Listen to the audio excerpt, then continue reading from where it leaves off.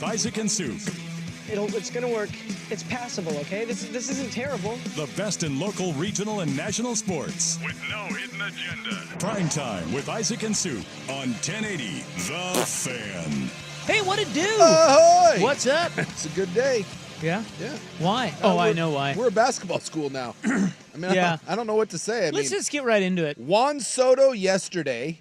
Now, BYU, after, should have conquered the Big 12 in football, but we decided to let someone else have football because now we're going to run Big 12 basketball. Nice try, Kansas, your sorry-ass recruiting class. We'll take the number one player. It's all coming up, Suk, isn't it? All coming up Sukanic right now. You're getting all the players. Who would have thought BYU in the NIL era? You thought you could buy your way out of sex, drugs, and rock and roll? Apparently you can. You have a lot of players. Yeah, what Suk is referring to is a young man by the name of, gotta look up his name. I don't know how to pronounce it, do you? Yeah, I think it's Debonsa. Debonsa? That's not what they were saying this morning. What'd they say this morning? Now on. And Debansta? who's they? Dirt and Sprague were talking about it. Do they know? Yeah. How about we go to, AJ Debonsa. is that how I'm they're... pretty sure that's right, but you Okay. guys please check my... Yeah, go to YouTube, Buckley, will Yeah, ya? go to And YouTube, and Buckley. When you don't know, you just go to YouTube. Yeah, because By they'll the have way, highlights. can we also talk about the fact Mwah. that, again, I'm very uncomfortable that Buck's not wearing a hat. Anytime Can I Buck... It's tell always you- an event, isn't it? It is. Can I tell you what he's doing? Yeah. I think he's sick.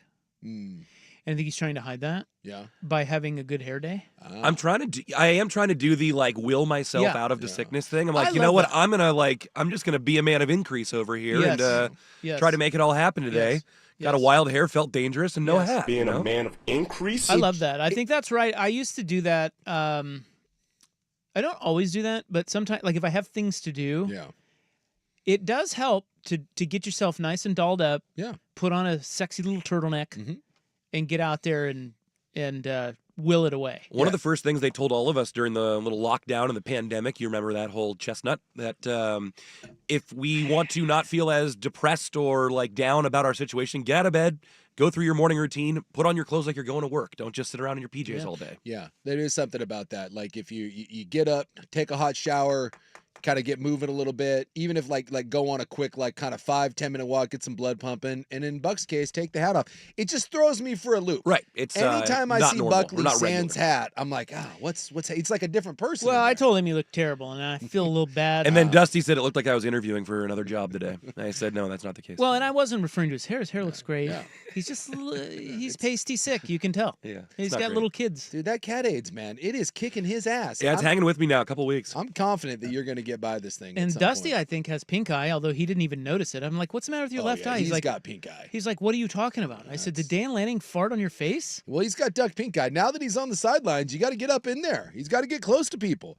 So I don't know what's going on. Did we properly You know disinfect? what? I'm going to cook on your grill. I did. Because I got cat AIDS on one side, I got duck pink eye coming from the other. I don't want to be sick. I got the holidays coming What up. were we talking about? We're talking about BYU now, the official new power in the world of college basketball. And yes, it does appear to be It's Bansa. it's Debonsa. DIH? Is that how we're? It's I think it's DYB They're saying. ANTSA. Well, I just was going phonetically. They tried to break it down. I still think you're wrong. All but, right, well, but okay. I mean, I don't know. hey, let's play YouTube live on the air Yeah, let's see what we and got. see if we can. This will be exciting. Yeah, I got to make sure it doesn't do one of those pre-roll ad things first, Yeah, but yeah, I'll please have do. that momentarily. Great. Bottom line is this. Your days are numbered in the Big 12. Your sorry-ass have, basketball team, bunch of losers right now. I have news for you. Yeah. As a basketball school, Yeah. although we're now more of a football school Yeah, at we're Kansas. well, we're both now, so we don't have to choose a lane. We're I all beg to powerful. differ. We kicked your ass at your place, so you got a little work to do in football. But Hey, there's nothing wrong with losing to the powerhouse that is Kansas football. All right. basketball, I can tell you that as a blue blood, you can just take this to the bank right now. Yeah. Okay. I'm ready. I'm ready to go. I'm about to take it down a peg. Okay. Yeah. These 5-star freshmen, Yeah. No. they're never as good as no, you think. No. This kid's the real deal. Literally If ever. he was available in the NBA draft next year, he could compete with Cooper Flagg. He's that I'll tell you good. what, Flagg's pretty good. Yeah. For a 5-star This freshman. guy's Flags. Anthony Davis was. This guy's as good. Melo was. But and you know what? I will say Kansas had one. There was one 5-star freshman that we were like, oh man, this guy's legit. Because normally they come in and they're very disappointing. Yeah. And then Kansas fans look around like, what is this? Who's this guy? Uh-huh. Well, give him 3 years and he'll be good. No, we don't got 3 years. But we only, yeah, got, see, we only got people- him for like 5 months. People instantly, Oregon's been through this a few times. Oh, yeah. You know, you get these guys and you're expecting so much out of them and it's unrealistic. They're freshmen. They're too young. They're like baby deer. We had one, Joel Embiid was awesome as a freshman, but then he got hurt and he didn't play late in the season or in the tournament. And shocking, he gets hurt a lot. So, still does. All right, are we ready for it? I had Yeah. it from We're the ready. horse's mouth. This is from a local Okay. news interview. Okay. Yes. Okay. New basketball god. There's the drum roll. For the once and for all, tell us how to say your last name. Dibansa. Dibansa. Forget the T's there, silent. What did he say? Dibansa. No. Should I shut up? The Can you T play that there again? is silent. Dibansa. Dibansa. Debansa. Dibansa. Yeah. Well, according to one Danny Meringue right here on my Twitter, it says he is that good. Tracy McGrady 2.0. Suck it. For the once and for all, tell us how to say your last name. Dibansa. Dibansa. Forget the Debansa. T. Dibansa. Debansa. AJ Dibansa. Yeah, Okay. but- So he's out of Massachusetts. Somehow he's going to BYU. Well, we know how he's going to BYU. Well, $20 million or whatever. He I don't just know. got the largest NIL deal of all time. And I love it. the shenanigans are afoot because what they're saying is that the Jazz, Yeah. Danny Ainge, And Ryan Smith. and Ryan Smith are behind this. Why not? So they're smart. They're saying, okay, hey, you guys, because when I saw this, I'm like, wait a minute, the church doesn't dabble in this. Or do we? They don't. Eh, These shenanigans. You guys once threatened to cancel the football program They did. if people were doing it or whatever. Yeah. I was Or part cussing or something. of that. Yeah, we started down a bad road, according But to them. so it's not the church, and the church is the school. So it's not. I'm like, who is it? And you know, you do a little digging on this. It's Danny Ainge and Ryan Smith of the Jazz. Yeah. And what they're doing is they're like, hey, come to BYU. We'll pay you $1 gajillion. And oh, by the way, when you're done there, you're going to be with the Utah Jazz. I don't think that's the way that works, but all right. Not sure if you. I don't know how that works. Not but, sure you're familiar with the old draft lottery system, but either way, well, the Jazz are going to make sure they're the number one. I just love that apparently if you pay a kid enough money, he'll be like, yeah, Well, yeah. I don't need to have sex or drink for 4 months. Wouldn't you? Because he's only Oh, wait, no, I would wait. Are we sure he knows that you can't do it? Yeah. Are you sure? Now here's Has the he talked about it? well, everyone like you have to sign the honor code. Okay, Yeah, but do you you think know. he's done that yet? Well, he hasn't enrolled Is he reading yet. through it? He hasn't enrolled yet. Ah. He's aware. Somebody tell the kid that he cannot do it with the co-eds. See, now what he needs to if you're Kansas and you're trying to get this kid, you know the way to do it is you just send the ladies at him at this point. You just hire just a bevy of just hots and you just throw them at him and then you get him like you catch him. Well, I think what you do is you play hard to get, and you throw them at them. Mhm. But then they say, "Not so fast.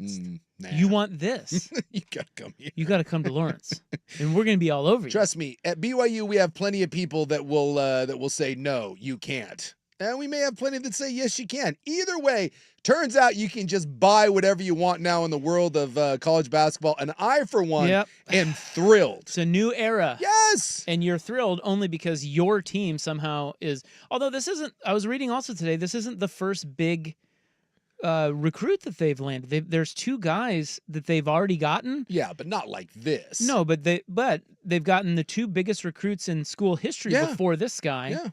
And it's Yeah. like, wait, BYU. Well, so obviously BYU's playing the game. I would like to point out we had black corners this year on our football team. I mean, I'm telling you, things are looking up right now No, at the they Lord's weren't- University. They weren't Kansas Black level police, black thank you. corners. I mean, we are I'll tell you that. we are ascending right now because I'll tell you this, and I didn't even think about this because it was like, yeah, it's BYU. You know the one thing the Mormon church has? Money. And we got lots of it. I know, And but we I got don't. a lot of rich dudes. Yeah, but you're not.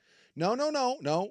Look, There's a difference between the church there and is, rich dudes. but there's a lot of rich Mormons. no, I know, but Yeah. but normally the school and the church, Yeah, they don't. they're not playing these reindeer No, games. no. But what you're Get rid saying, of all the women. We get rid of all the black guys. what you're saying is all the rich boosters. Yeah. Now they're like, oh, wait a minute. Yeah. All I have to do is pay a couple million, and we're going to be getting better players. Yeah. I'm in. Exactly. Every time That's the way it works now. Every time over the years that I've talked to BYU like supporters and boosters, they're always like, "Why can't we be good?" And I just laugh and I'm like, "Are you serious?" Like You give 10% to the church. I'm like, "You really don't understand why we can't get better players?" Give and 10% to the NIL tidings. Exactly. Pass around the tiding bowl in the church. It's or I mean the tiding, not NIL bowl. tiding. Oh, It's sorry. not good tiding. Sorry. Pass around the NIL bowl in the church. Exactly. You want good players? Put money in here. Take some of those fast offerings we've been offering up to the poor and we hand that out to high school kids. Next thing you know, we got some kids. Let's do this. I know what it like. Like this is like what Oregon feels like. It's amazing. Yeah. I had no idea. Yeah, it's a new era. Yeah, I couldn't be any happier right now. With your broke asses over there not being able to pay NIL money. We're just throwing millions of dollars at a kid who's never going to take a class on campus. I love it. I hope they look the other way at academics, at the honor code or whatever. Just let him do what he wants. Once again, I'll tell you how this goes. You will be preseason top 5. You will lose 3 games in the non-conference, and you'll be looking around like, what the hell, this coach sucks. No, your coach doesn't suck, although I don't even know who your coach is. Well, we lost the Poper. And then you're going to get into league play, and you're going to do better, but you're going to lose probably 7 more games. You'll be a 10-loss team. You'll go into the tournament as maybe a 5 seed, and you will win 1 game and then lose the second game, and you will all be crying in your little Mormon underwear. And then if you're lucky enough to get him back the next year, it could improve, but you likely won't. No. So that's how it's going to go. I just want to prepare you right now. I'd like to point out again, dude, unless you have a bunch of seniors to pair with him, that's a little different story. But well, how's a couple 6'8" white guys and an Egyptian? You know, because we've had that in the past. Well, I know. think there might be soaking. I would like to I point will out. say if you add a couple guys like this to the old school BYU with the old white bald guys who've already been on the mission that are seasoned and like 30. The 28-year-old like pickup guys at the rec who we can got just those guys below the rim, Now, bros. That's a combo. Yeah. I would like to point out that, was it 2 years ago, that BYU did, for the first time ever, go full Patino. We had a lineup of 4 white guys and an Egyptian. And that is not a lie. That is a real lineup that we ran out there. You add the best player in a recruiting class to the 4 white guys and an Egyptian? Are you kidding me right now? I couldn't be any happier. Are we burying the lead here today, guys? What, the 4 white guys and an Egyptian? I don't know. What are we doing? NBA Cup quarterfinals. Oh, man. Am I burying the lead? I can't wait.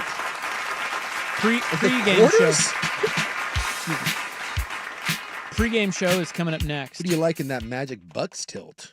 Or are you more of a... Did you just say Magic Butts? Magic Bucks. I mean, it could be Magic Butts. I mean, I don't know. Right in the butt. We got Magic Bucks and we got the big Mavericks Thunder game, man. Are you kidding me? Let's go. I'm going to take the Magic. I got something's on. You're taking I'm on the Magic? Bucks. No Bunkero. Bucks, though. Bucks. I'm going to take the Magic. Oh, Bankero's out? Yeah. I'm going to take the Bucks, and I'm going to take... who's Milwaukee playing tonight? favored by 7.5, by the way. Mavs at Thunder's the other one. Yeah. Yeah, I'm going to take the Thunder there. OKC 4.5 in that one. Now, have... what was I going to I don't know. We were talking Magic Oh, Bucks. have the Butts got it together? Yes. Yeah. They finally They figured turned it out. around, yeah. So Doc Rivers is no longer a bum. They started like 2-8 and then won 9 of their next 10 or something like that. So As good players do, they start to play good. They're getting better. Dame and Giannis are starting to figure it out a little bit. Well, it's NBA Cup quarterfinal night, guys. You catch that fever. It's a big night. I believe it's the Emirates Cup, please. Big night. It's actually the Emirates NBA Cup. Look at you. Yeah. Dude, I read about it today. Dude, I thought I had that that forehand pass shot. No. No. Dude, That's an overhead, what do they call it, an overhead slant? That's a smash. Overhead smash. Right back, and I had no answer for it. I was like, damn it. Yeah, I was reading about it, so I know all about it. I know you. that award-winning show research. Yeah, you're just you can't get enough Well, of I was it. the only one last week that was confused by the NBA Cup, and I got shouted down for that, so I have to go learn about it. And now I know that for somehow these 8 teams have gotten there. Yeah. There's 2 more games tomorrow night, and then the 4 winners go to Vegas and play in a huge tournament on Saturday. Yeah. Which means they call it the Final Four. Which means I don't know. The Lakers won it last year. And Are they even allowed to call it the Final Four? no. In fact, I think you're going to get sued for just saying Final Four. You can't. Yeah, that's one of those Michael Bufferisms that you can't get out there on. Remember, until just this last year, I don't even think the women couldn't use the Sweet 16 and Elite 8 or anything like that. March Madness. Because they're women?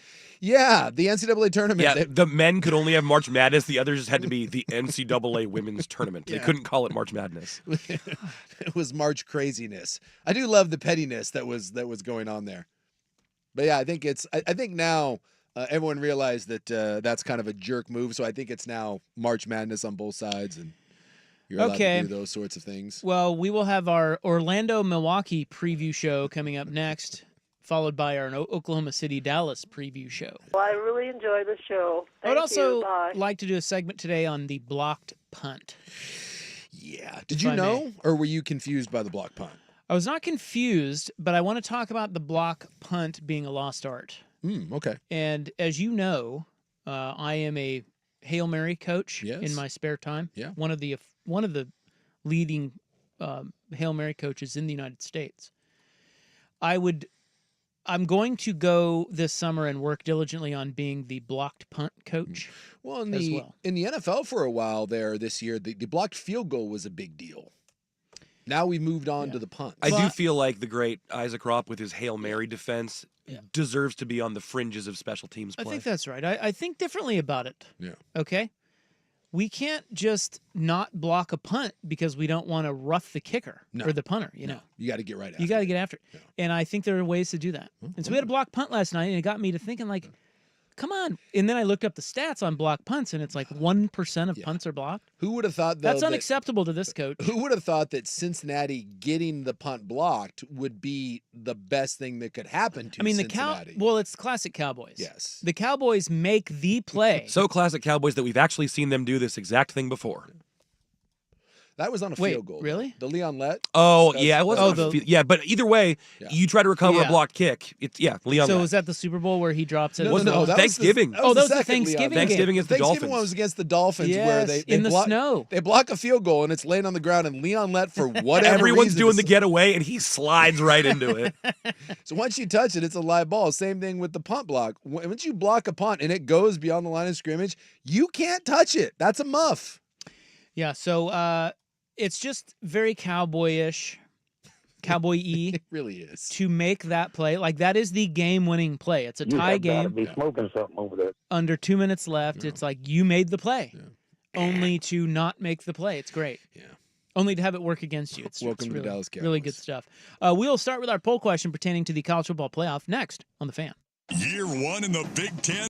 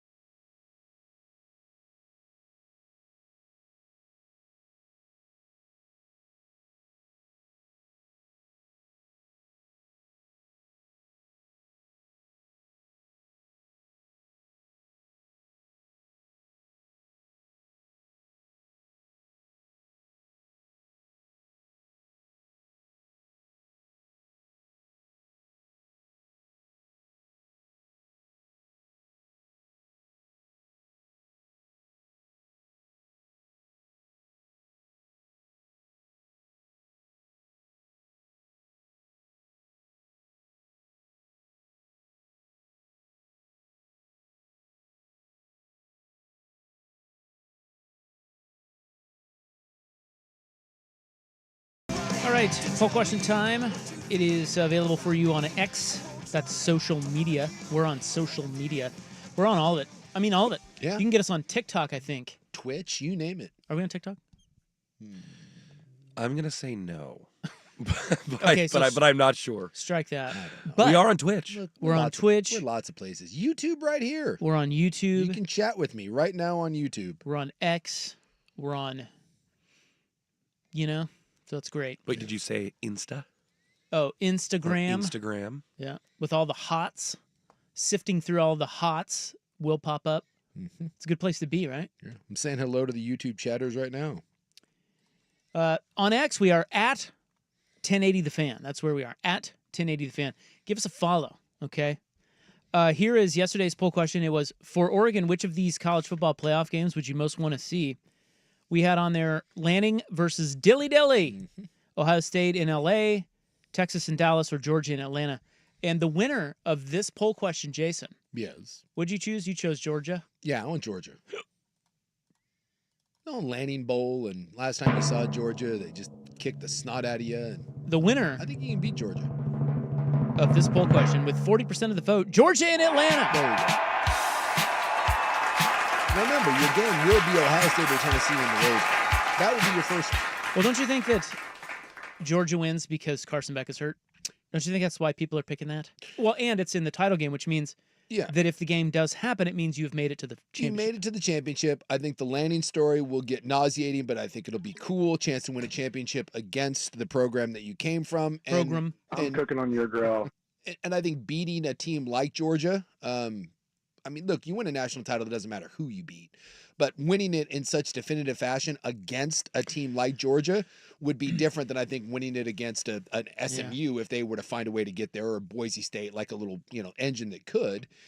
And then you throw in the fact that Carson Beck is probably not going to play, and you're going to get a backup who really hasn't played any ball, and who threw one of the worst interceptions I've ever seen, and is going to get himself killed because he just seems to run at a moment's notice and put his head down like some sort of idiot. So yeah, I think all of those things, and we've seen Georgia look very average this year against even decent competition. So I think there's a lot of things that point to why you want to play Georgia. Yeah, I just don't. I don't know that they're going to get there with the backup quarterback. Yeah, his face though, when he got, we didn't talk about this yesterday. That Texas Georgia game could when be he got hit. Well, it could be its own segment. Yeah. There was so much that happened in that game, but yeah, when he got leveled at the 2 or whatever it was. Oh my God, his face. Unbelievable. I've never seen anything like that. Well, and look, I'm not here to... And it wasn't a dirty hit. No, it was a clean hit. I'm not here to play like doctor, but how was that guy not pulled out for a concussion check? Yeah. Well, I'll tell you. Well, he was, because Carson Beck handed off the last handoff. Oh, that's right. Yeah. He only had to leave, though, because his helmet came off. Yeah. But he left, and then they scored, and the game was over. That's true. So, but like they weren't. I did not see any sort of concussion check or talking about that. It was just like helmet off, so you're off. Just helmet off because you're off. Like, dude, that he got hit, and I was like, well, he's dead. And he's Trent Green, and he bounced up, and everyone's like, oh, what toughness. And I'm like, someone teach that kid to slide. Like, remember when Anthony Richardson did that, and Trevor Lawrence pulled him aside after his first NFL game and said, my man, like, you can't do that. Someone's got to whisper to that kid. Even freaking Tua's most recent one was like a scramble up the middle, and he went head first, put his head down. Like, figure it out. Yeah, someone's got to get in his ear and be like, dude, I appreciate this whole tough guy mentality, but you're probably better off sliding. Just to let you know. It is still stunning to me that Texas lost that game. Yeah. I mean, they were in such control of that game. Yep. And then Gunnar Stockton. Yeah. Yeah. I think that's right. Yeah, Gunnar Stockton. Gunnar Stockton comes in. Georgia high school legend, I guess. And he can't, I mean, I don't know. It was so weird. They gave up like 19 points to him in the second half. Yeah. And they gave up 3 to the Carson Beck. What? In the first half. God, Texas is a mess. The fact Texas didn't like manhandle them. Yes. When they only went to the half with a 3-point lead, I thought they were doomed. Well, and I couldn't understand. Well, until Beck got hurt. Well, Beck got hurt right at the end of the half. But they should have been mopping them. It should have been 21-3. Yes, because they were moving the ball up and down the field. All up and down the field. And then they were only had 6-3, and they had a bunch of penalties, shot themselves in the foot. And you were like, oh, okay. In the second half, Texas will take control of this game. And then Carson Beck doesn't come back in, and you're like, well, Texas is going to win going away. Wrong. Well, and Unbelievable. Quinn Ewers, He sucks. I can't. He doesn't suck. I can't say that he sucks, He's but not great. he's not even with He's those not great. with those receivers and the talent around him. It's like Drew Aller. I know he doesn't suck, but I also don't want him to be my quarterback. So we talked about this a little bit last night on Ducks Roundtable. We were talking about the quarterbacks in the playoff, and it feels like what separates these guys is that the Drew Allers and the Quinn Ewers, those guys are awesome like 85% of the time against everyone they should be awesome against. But then in the big games, they don't do it. Dylan Gabriel's like the different guy where he might throw goal line picks in the games where you're playing bad opponents, but he has stepped up in every big game in all those spots. And I watched the Georgia Tech quarterback. I'm gonna bring up the numbers here. He was awesome. Haynes King. Yeah. Haynes King, who had 24 carries for $110, 5 yards a carry, and he ran for 3 touchdowns. At some point, and I get that Sark has to massage this carefully, at some point, don't you go to Arch Manning's like a 4-4 kid. Yeah. At some point, don't you just go to Arch Manning and say, hey, we're struggling. We're without our All-American tackle. He was out. I think Ewers got sacked like 6 times. Georgia Tech ran it down their throat with their quarterback. At some point, don't you just go to Arch and say, hey, man, this is what we're going to do. We're putting it on your shoulders, and we're going to use your legs, and we're just going to cram it down their throat. We score a touchdown here. This game's over. Georgia's not coming back on us. And I was really surprised that they didn't do that. Especially because Sark had done it earlier in the year. The fact that he'd already given Ewers what a lot of people thought was a quick hook earlier in the year, I thought for sure we would see like some Arch Manning featured in this game. And maybe it's possible too, and this is why I always am careful with, whether it's Trey Lance or whether it's Michael Penix, or we all love the backup quarterback.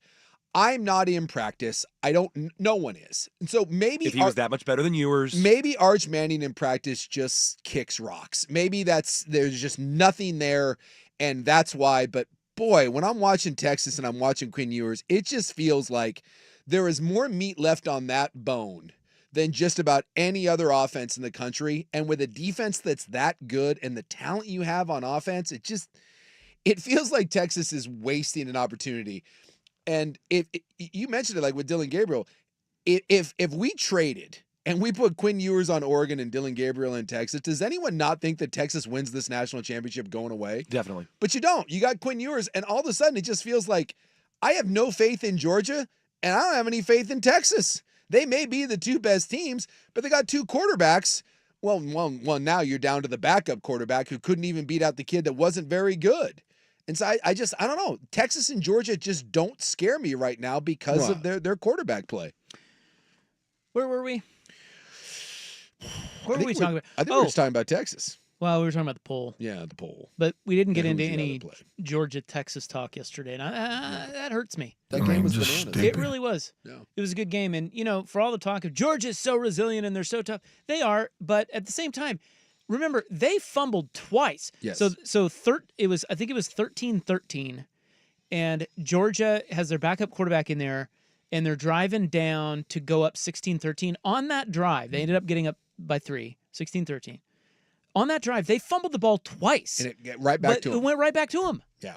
One of them literally bounced up. There was like 3 white shirts around it, and it just like bounced up into his talk lap. about the luck of the way the ball bounces. Yeah.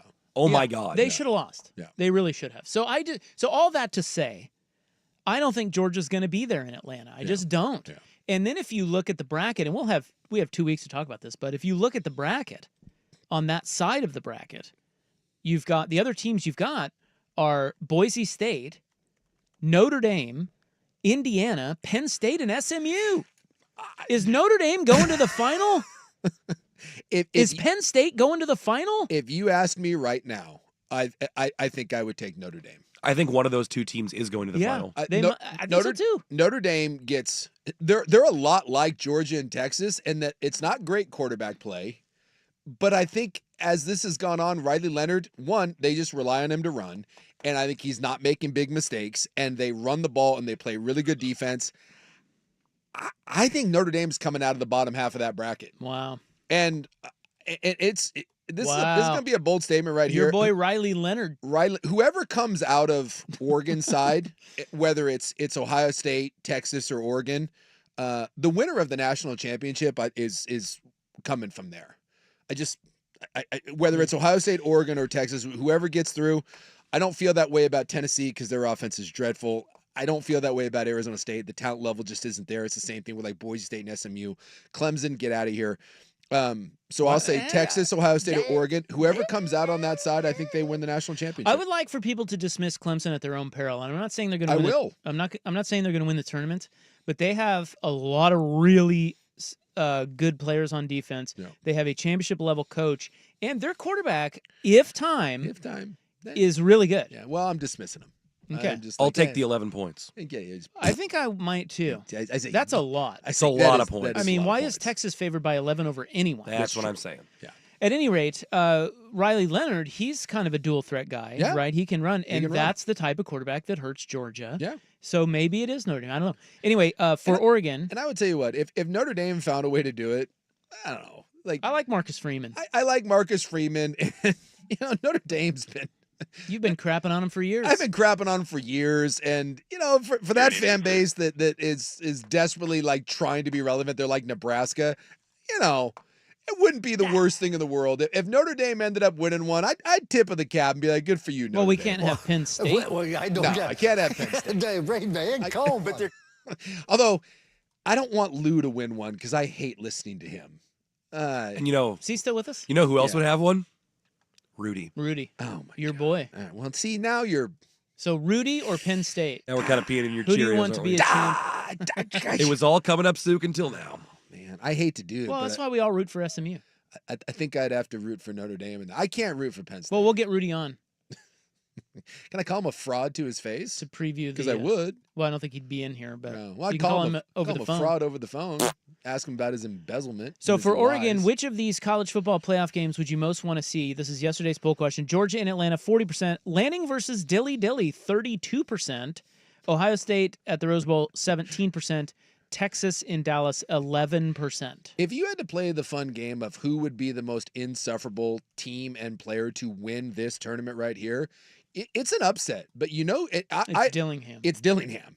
If Dillingham and Scattaboo... Dabo. No, I'm telling you, if Dillingham won a national title this year, Scattaboo and his parents and Dillingham, that would be the most obnoxious win in college football history. I was about to say Brian Kelly, but he's at LSU now. He's at LSU. I was thinking, I always associate him with Notre Dame. I like Marcus Freeman. Rhett Lashley seems like kind of a, I don't know.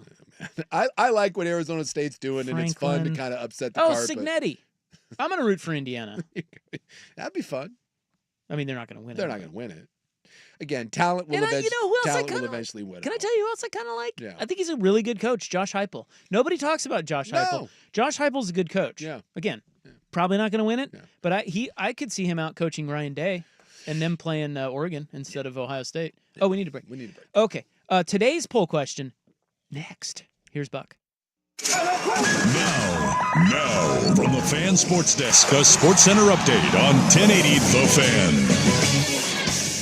Brought to you by Stanford's. This classic American steakhouse has exactly what you've been craving. Visit them in Clackamas, Tanasbourne, or online at stanfords.com. First on the Fan.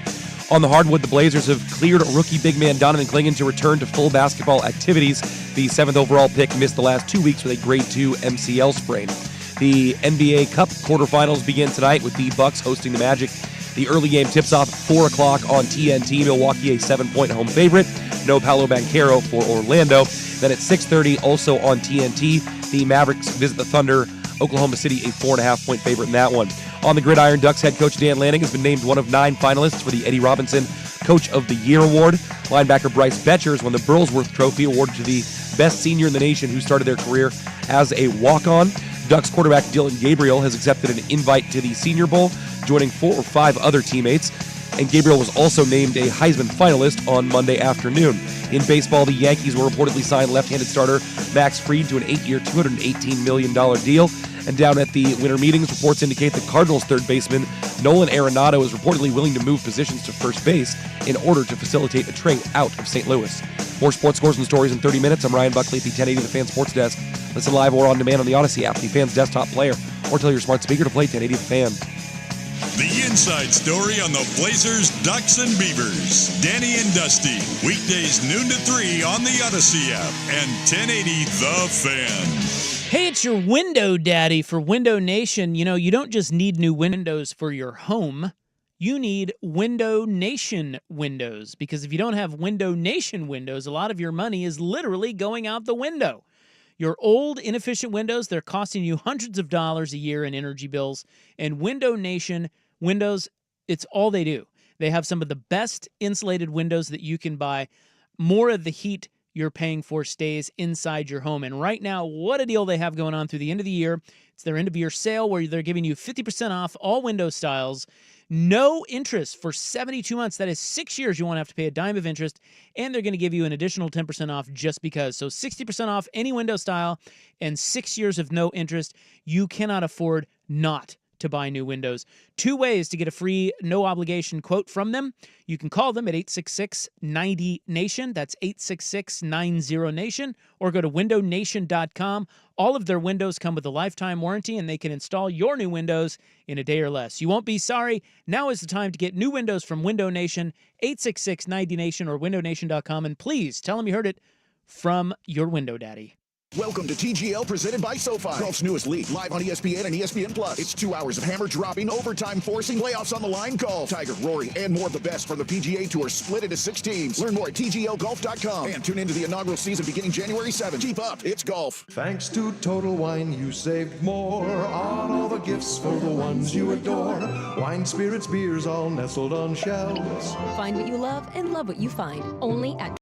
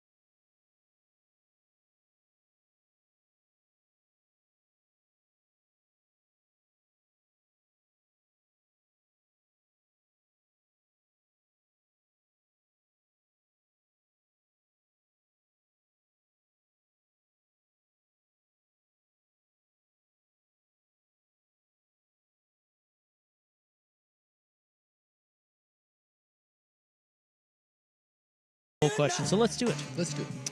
It is up there on X at 1080 The Fan. Today we are asking you which college football playoff first round road underdog will win outright. Now all of the spreads are pretty much this. They're roughly in the same area. They're all touchdown or longer odds. Yeah, I mean, not a lot of like pick'em games here. Yeah, so Indiana's playing at Notre Dame, Tennessee at Ohio State, SMU at Penn State, or Clemson at Texas. Vote hard. You got to pick the upset. I'll take Tennessee, Ohio State. Right. Yeah. Tennessee has a really good defense. They can do what Michigan did, and if Ohio State's O-line and Will Howard play the way they did, Tennessee's a better version of Michigan. really good defensive front, NFL guys, but and it's not a great offense with the freshman quarterback, but it's better. So that's one that if Ohio State shows up, they win. But Ohio State, since the injuries, I'm just not completely sold on them, and their fan base isn't really into it. Supposedly, like that, they're having a hard time. Like they're wondering if that place is even going to be filled. They kind of want Ryan Day fired. It just feels like that program is kind of spiraling right now. Yeah. And I could see Tennessee going in there and knocking them off with the shoe. Well, it is a bad matchup for Ohio State because Tennessee does have a legit defensive front. Yes. And that's the type of matchup that obviously we saw against Michigan gives Ohio State problems. But you also have to think that, Ohio State going back to the drawing board with, however long, 3 weeks here? You would hope. You would hope they would get some things figured out along the offensive line. Yeah. But, and then a freshman quarterback on the road. Although that guy, what is the Tennessee quarterback's name? Nico Iamaleava. Yeah. There you go. Nice. Nico Iamaleava. That was it. I think you got Nico it. Iamaleava. Yeah. Iamaleava. I have not seen a ton of him, but I got to tell you what I have seen of him. I don't think he's bad. He's just a freshman. He's a freshman. He's just raw. Exactly. Yeah. And he can run a little. He can run, but he can sling it. If you give him time, he's like Klubnik. Mm-hmm. You give him time, he can beat you. Sure. I've seen them enough. Their offense is not going to beat you. It's just not. And they can run it a little bit. Their two losses that they've had, Georgia and Arkansas, they scored 14 and 17 points. When they beat Alabama, that was 24-17. Look, they win. Like I said, if you're wondering about Tennessee, it's a better version of Michigan. Quarterback can hurt you with his legs. He makes dumb decisions. Remember, the Arkansas game is the one where he ran out of bounds instead of throwing it. Like the clock was at 0-0, and they were like on like the 20-yard line, and instead of throwing it in the end zone, he just ran out of bounds. So, again, freshman. But they have an NFL front, and like they said, that's a legit team. Tennessee is good, which is why I said I think they can beat Ohio State. They can give them problems, but their offense is not good enough to win a national title, in my opinion. If you're Oregon, do you still want Tennessee over Ohio State, or would you rather have the rematch there? I think I'd still rather have Tennessee. Yeah, I think so too. I think you're going to struggle to be a one-dimensional team and beat Oregon. Is Tennessee a bit like Penn State? Although Penn State offense looked really good. Yeah. So maybe not. I think not. Penn State's and we may crap on Penn State's offense because it doesn't show up in big games, but it shows up in other games, and I'm not really certain that Tennessee's does. The Big Ten title game was a big game, and its offense and they showed up. And I like all the credit in the world to that. I'm not sure Tennessee can do what Penn State did. Exactly. Right. If you ask me right now, even with all the Ohio State problems, if Ohio State gets by Tennessee, look out. That's still a more talented team than just about anyone in the country. Oh, yeah. So if you ask me who would I rather play, I'll still take my chances with Tennessee. Yeah. Yeah. A more beatable offense. Yes. There. Yeah. All right. There's poll. Vote hard when we get back. Let's move on. So I've got to choose your own adventure here. Mm-hmm. I've got a Juan Soto exercise for you. Okay. Since your guys got Juan Soto. Yes. Wow. Or we can get to our blocked punt seggy. Oh, I want to hear about the blocked punt seggy. I'm not going to lie. Well, it's nothing earth-shattering. It's just I want to talk about blocked punts. No, well, let's talk about Soto. And we're a sports show. We'll get to blocked punts when we have more time. Sports shows. I feel like you may want to dig into this blocked punt thing. Well, I have questions. All right, let's go about the block. Then let's go Soto. When we've got a little more time to ruminate, then we'll block punt. All right. I want to ruminate. Well, it's the largest contract in pro sports history. Yep. Was it justified? Next on The Fan. Yeah.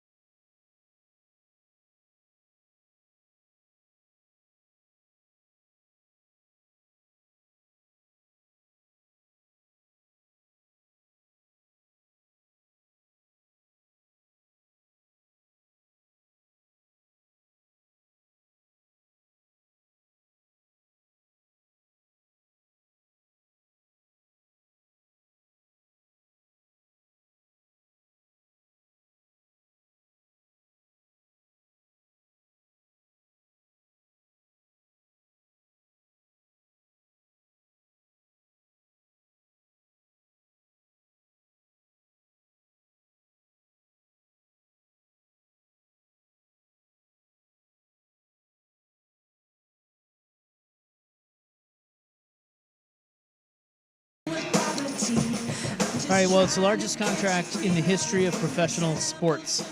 Something, doesn't it?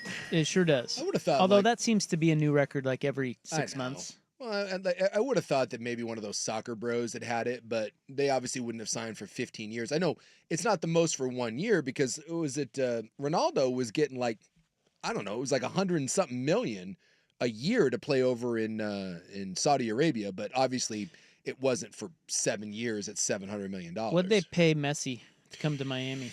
Well, his was weird because it was all chopped up. It was like based on he had a lot of incentives. He got a piece of the team. Adidas gave him a bunch of endorsements, so we don't really know what the total value of that was.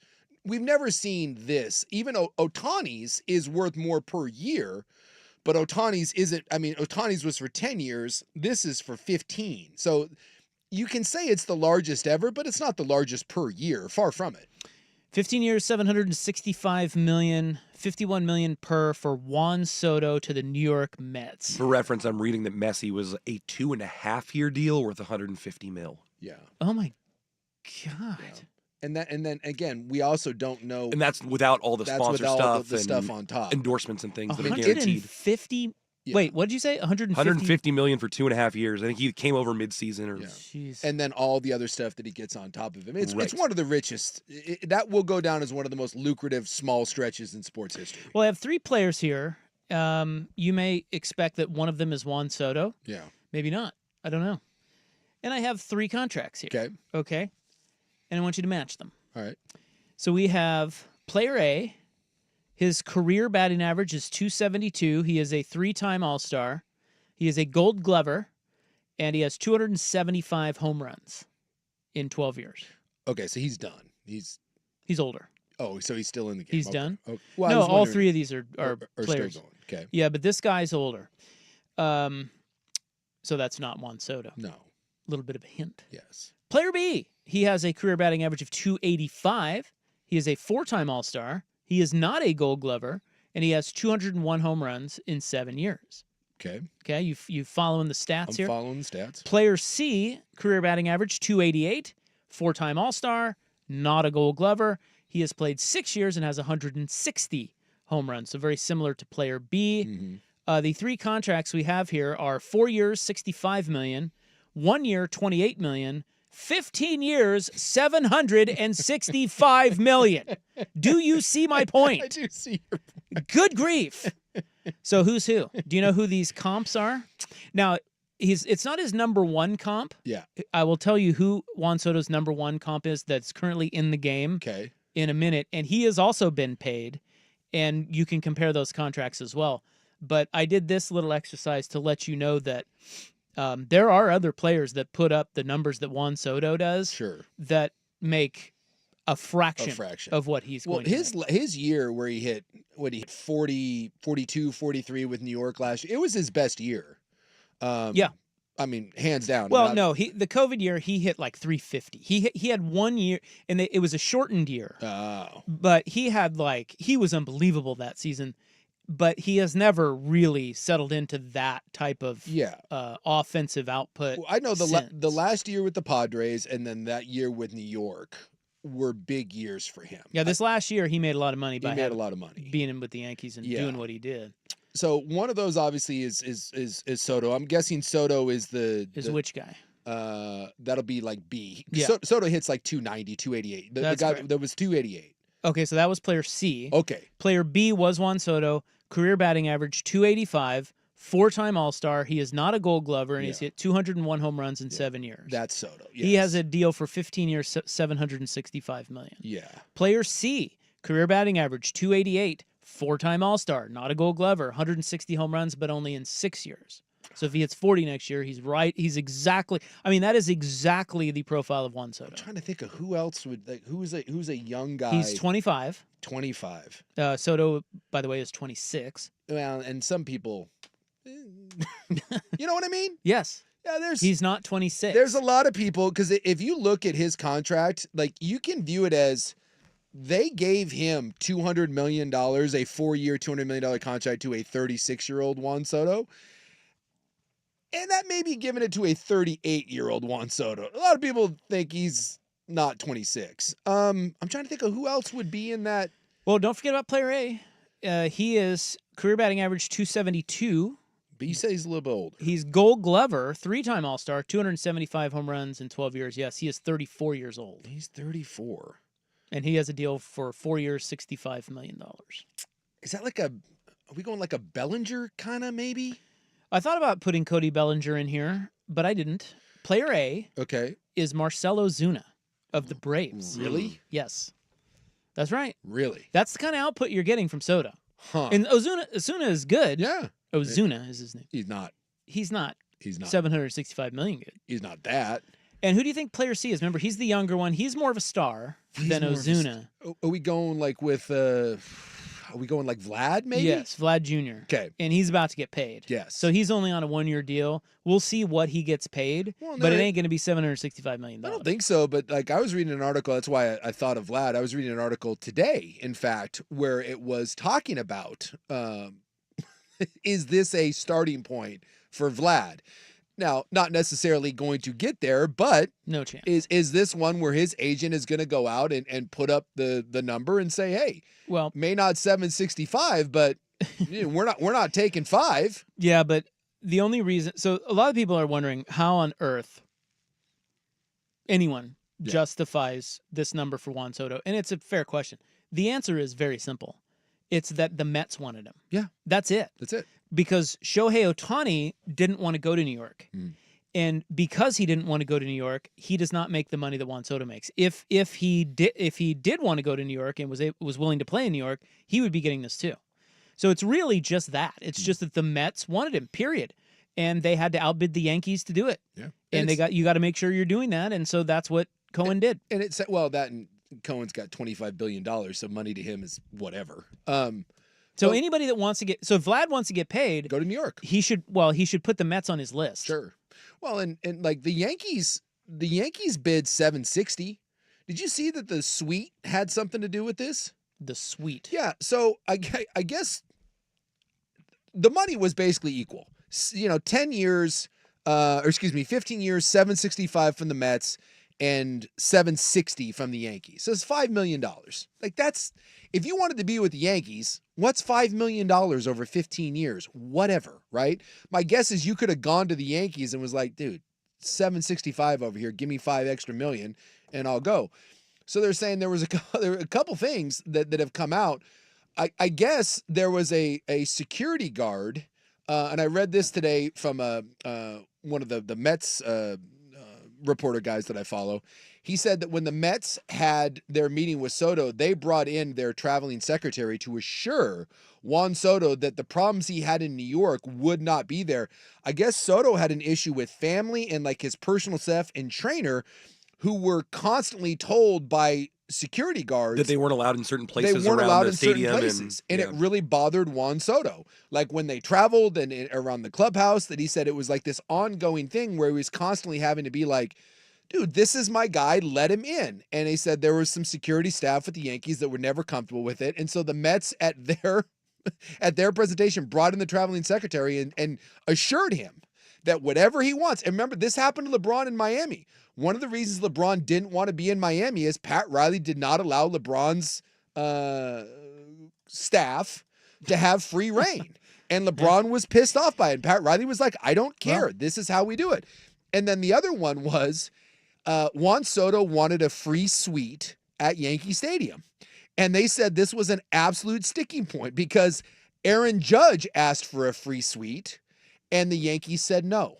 The Yankees make Aaron Judge pay for the suite. They said Could they ask him to split a suite? So they said the Yankees said that we can give it to you at a discounted rate, but they said this was a non-negotiable because other players, including Derek Jeter and Aaron Judge, both had to pay for a permanent suite at Yankee Stadium. And I guess that really pissed off Soto. And Cohen was like, yeah, you want a suite? Yeah, here, take. Why would they? Why would that be a deal breaker? I get why now you wouldn't want to give it to him when you did not give it to Judge. Yes. And Judge is still there. Well, you didn't give it to Jeter or you just give Judge one then. Agreed. Give Judge one and give Soto one. Yeah, that's what they should do. This is the hill they're dying on. If you lost this player because your security was a little too pushy and you couldn't smooth that out and because you wouldn't give up a 20-person suite, you're dumb. When I first read that, but there are multiple sources close to the Mets and Yankees. I mean, this isn't like bloggers. These are actual team reporters. Real reports. On both sides saying that this was something that really pissed off Juan Soto. He did not like the overzealous Yankee security, and he did not understand why the Yankees were going to make him pay for a luxury suite. Which, look, can we be honest? You want to talk about like diva bitch behavior? Like, seriously? You need one for all 81 home games, do you? Really? Like, you just got $760 million. What does a suite at Yankee Stadium cost for 81 games? Yeah, that's a good question. I don't know. I don't, you know. But if it's not that much, then it's also not that much revenue. I mean, I know it's revenue, but you're the Yankees. Yeah. Like, I don't know. And apparently the Mets just laughed and was like, that's, like, they couldn't believe when that's what Soto asked for. And I guess when Soto's and the agent like asked for it, like they thought it was going to be like this sticking point that they were going to have to like negotiate with the Yankees. And Cohen was like, what? Yeah, like sure. You can have two. Private suites at Yankee Stadium range between 8,000 and 20,000 a game. So do the math. So let's split 81. it. Let's just say 10,000 because they said it'd be a discounted rate. 800-some thousand a year? Yeah. Big Come on, effing idiots. deal. That's the one? Build him his own freaking suite if you But need at the to. same time, come on, Juan. Yeah, that's they're what- both idiots for this. You're making $760 million and you're balking at less than $1 million? But he's just leveraging, Yeah. he's leveraging all his That worked. power. Although, and I was talking to old Jakey Poos, our resident Yankee honk here with Ryan Cooley, and The Yankees got Max Fried today. So they did. Nice get for them. Plus, screw Atlanta. But we were talking about this. It was me, Jakey Poos, and Buckley. If you remember when the Yankees got eliminated and they had the post-game press conference for Juan Soto, and they were asking him if he played his last game in New York, most of the time a player in that situation will say something along the lines of, hey, we got to see what happens. I loved my time in New York here. I'd love to be back, but I got to let this process play out. But, hey, this is where I would really want to be if we can make it work. Everyone knows I love these guys in this clubhouse. Dude. It's and I love it here, but we got to see what happens. Juan Soto was like, I want everyone to come after me. I want to look at all my options. And he could not have been more dismissive of anything. Like there was not There would be one no loyalty. iota of loyalty to the Yankees. It was like, nope, I'm going to listen to everybody. Well- I'm about to get paid. Well, and funny enough, it was not his last game No. in New York. No, it was not. He's going to play 15 more years there. And hopefully he is just so much of a diva that it will make this $765 million albatross you have hanging around your neck squeeze you so tightly that you denounce your Mets fandom by year 3. I will say, This isn't going to work. no, it won't. It's not going to work out. You're right. About 3.5 to by the year 4 mark, You'll be cussing him out. people in New York will be pissed at him. They will be calling him a whiny, you know what? Not all people. Yankee fans will be laughing. Year 4, they could be doing this by week 4. This true. will not It's will true. not end well. He's too much of a diva, Yeah. and you gave him too much power. Yeah. That's what bad franchises do. Again, it's not my money. What do I care? Even if you compare, so last thing, his real number one comp is Bryce Harper, and Bryce Harper. That's a good comp. So Soto's career batting average 285, Harper 281. Harper's a 2-time MVP. Yeah. Soto doesn't have an MVP. No. And Harper signed for 13 years, $330 million. Soto has a World Series. So so does Harper. So how do you justify more than doubling that? It's insane. It is absolutely insane what they just paid Juan Soto and the whole baseball world, including, it's like the only time I can get behind the Yankees. I'm with the Yankees. We're all ready for that to blow up in their face. And Buck is right. It could be like in, I don't know, 3 months. Game 40. All right, that's enough. We got to go. There is your Juan Soto exercise. A little baseball in December. Harper doesn't have a World Series, by the way. Harper won one with. No. Yeah, he did. No, he wasn't with the Nationals. Juan Soto won one with the Nationals, but not Bryce Harper. Oh, really? Yeah. Oh, well. It's still going to blow up in your face. Blocked punt Segi coming up next on The Fan.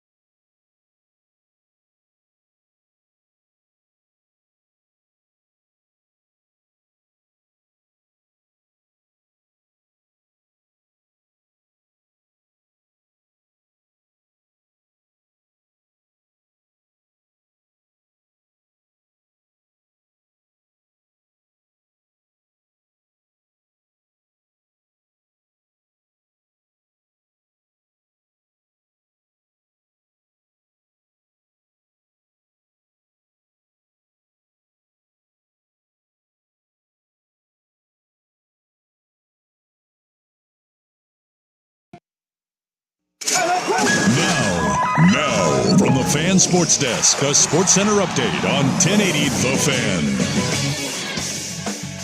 Ryan Buckley with the Sports Center update. First on the Fan on the hardwood tonight. The Blazers have cleared rookie big man Donovan Clingan to return to full basketball activities.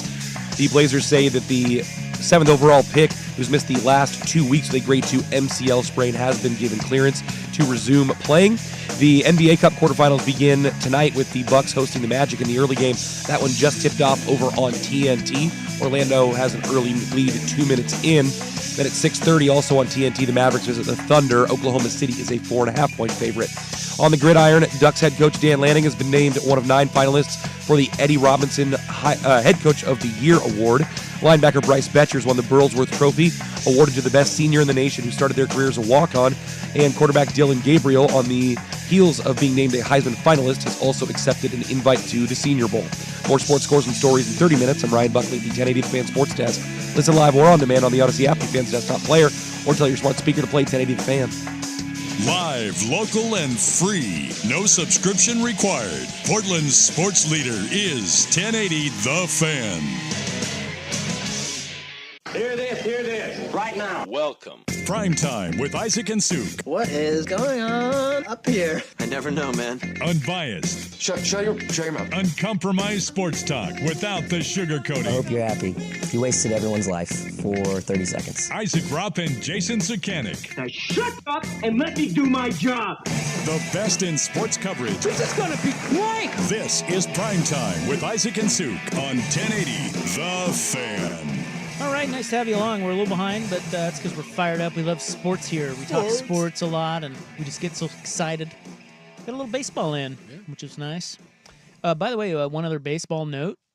Mariners got the number 3 pick in the draft. Yeah. Did you see that? Yeah. So their prospect should be ready in, 4 years, and then playing for the Yankees in, about 6 or 7? Are you out of your mind? Yeah, so they do a lottery now in baseball. Yeah. And the Mariners I was got watching. lucky. I was watching it today because they weren't supposed to.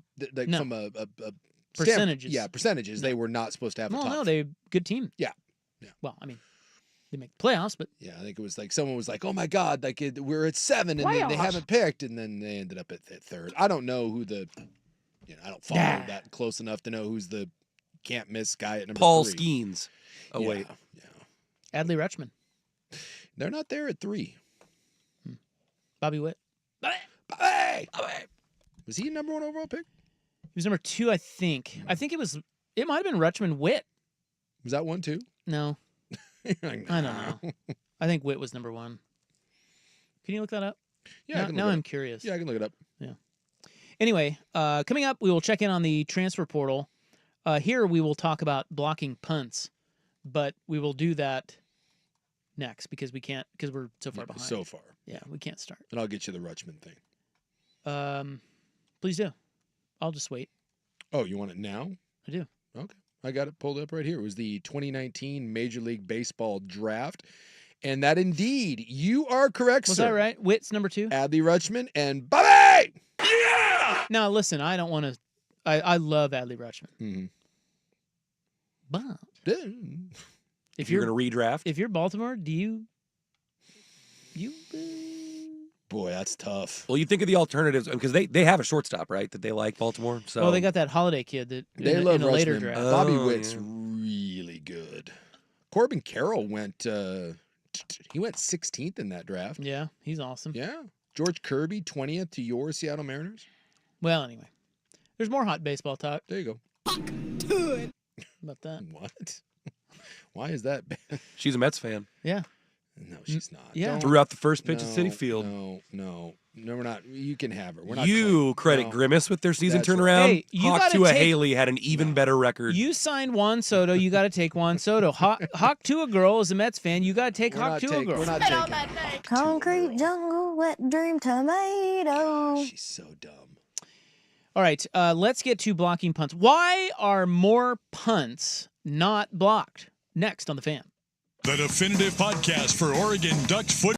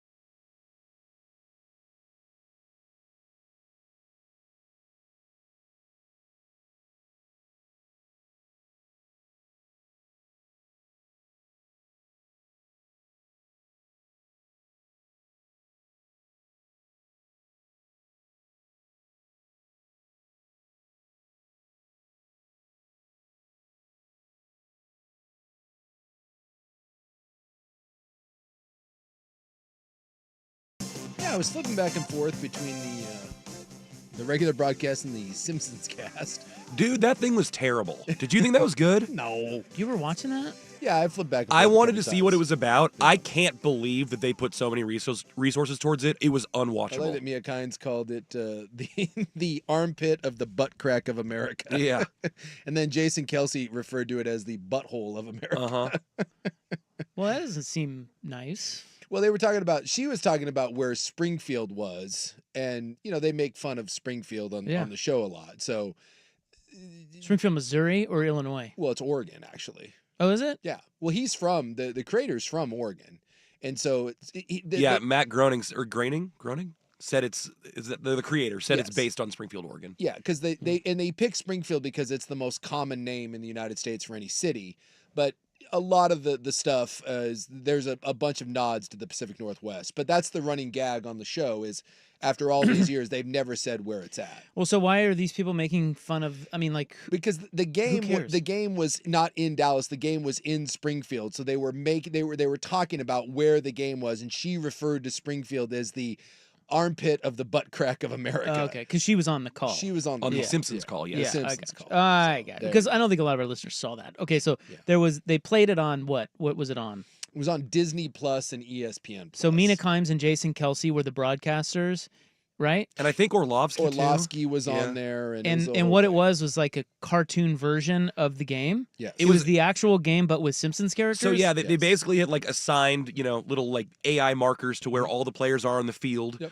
And they were all cartoon players that were generic, except for the players involved in every play. They would swap in Simpson characters. So like Homer was quarterback in the Cowboys for a little bit, and then like the winning touchdown pass was not Burrow to Chase. Yeah. It was Homer Okay. to Lisa. Look, It was dumb. The idea here, fine. It obviously not for a guy like me. Don't care. Whoever it was for, I hope they liked it. You're like whatever. Whatever. What was I saying? Oh, I was watching the game. Yes. The real game. Yes. As was I. And the Cowboys make the play to win the game. Mhm. You play to win the game. You set yourself up for it. You blocked the kick. It was they- tie game. They blocked the punt. Yes. And I wanted to ask you about punt blocking. Punt block. Because I got to thinking about blocking punts, and so I saw them block the punt, and of course it goes past the line of scrimmage. Yes. And this confuses everyone because now it's like, well, wait, can they touch it or not? Nay. You cannot touch it. It's a Well, live ball. I mean, you yes. can, but So it's, if you just to be clear, same thing on a field goal, right? If you block a kick, punt or a field goal, and it's behind the line of scrimmage, it's a free for all. Anyone can pick it up. Right. Anyone can run with it. but because in this scenario last night, Yes. the Bengals were the punting team. Yes. If they fall on it, the Cowboys don't really care because they get the ball where the Bengals guy falls on it because it's behind the line of scrimmage. Yes. They have technically advanced the ball. Yes. Now, if it goes on the other side, past the defense, past the line of scrimmage. Yes. It is just like a regular punt at that point. Yeah. So if you block a kick and it does go past the line of scrimmage, as long as you don't touch it, it's like a regular Right. punt. So But it's not really a blocked punt.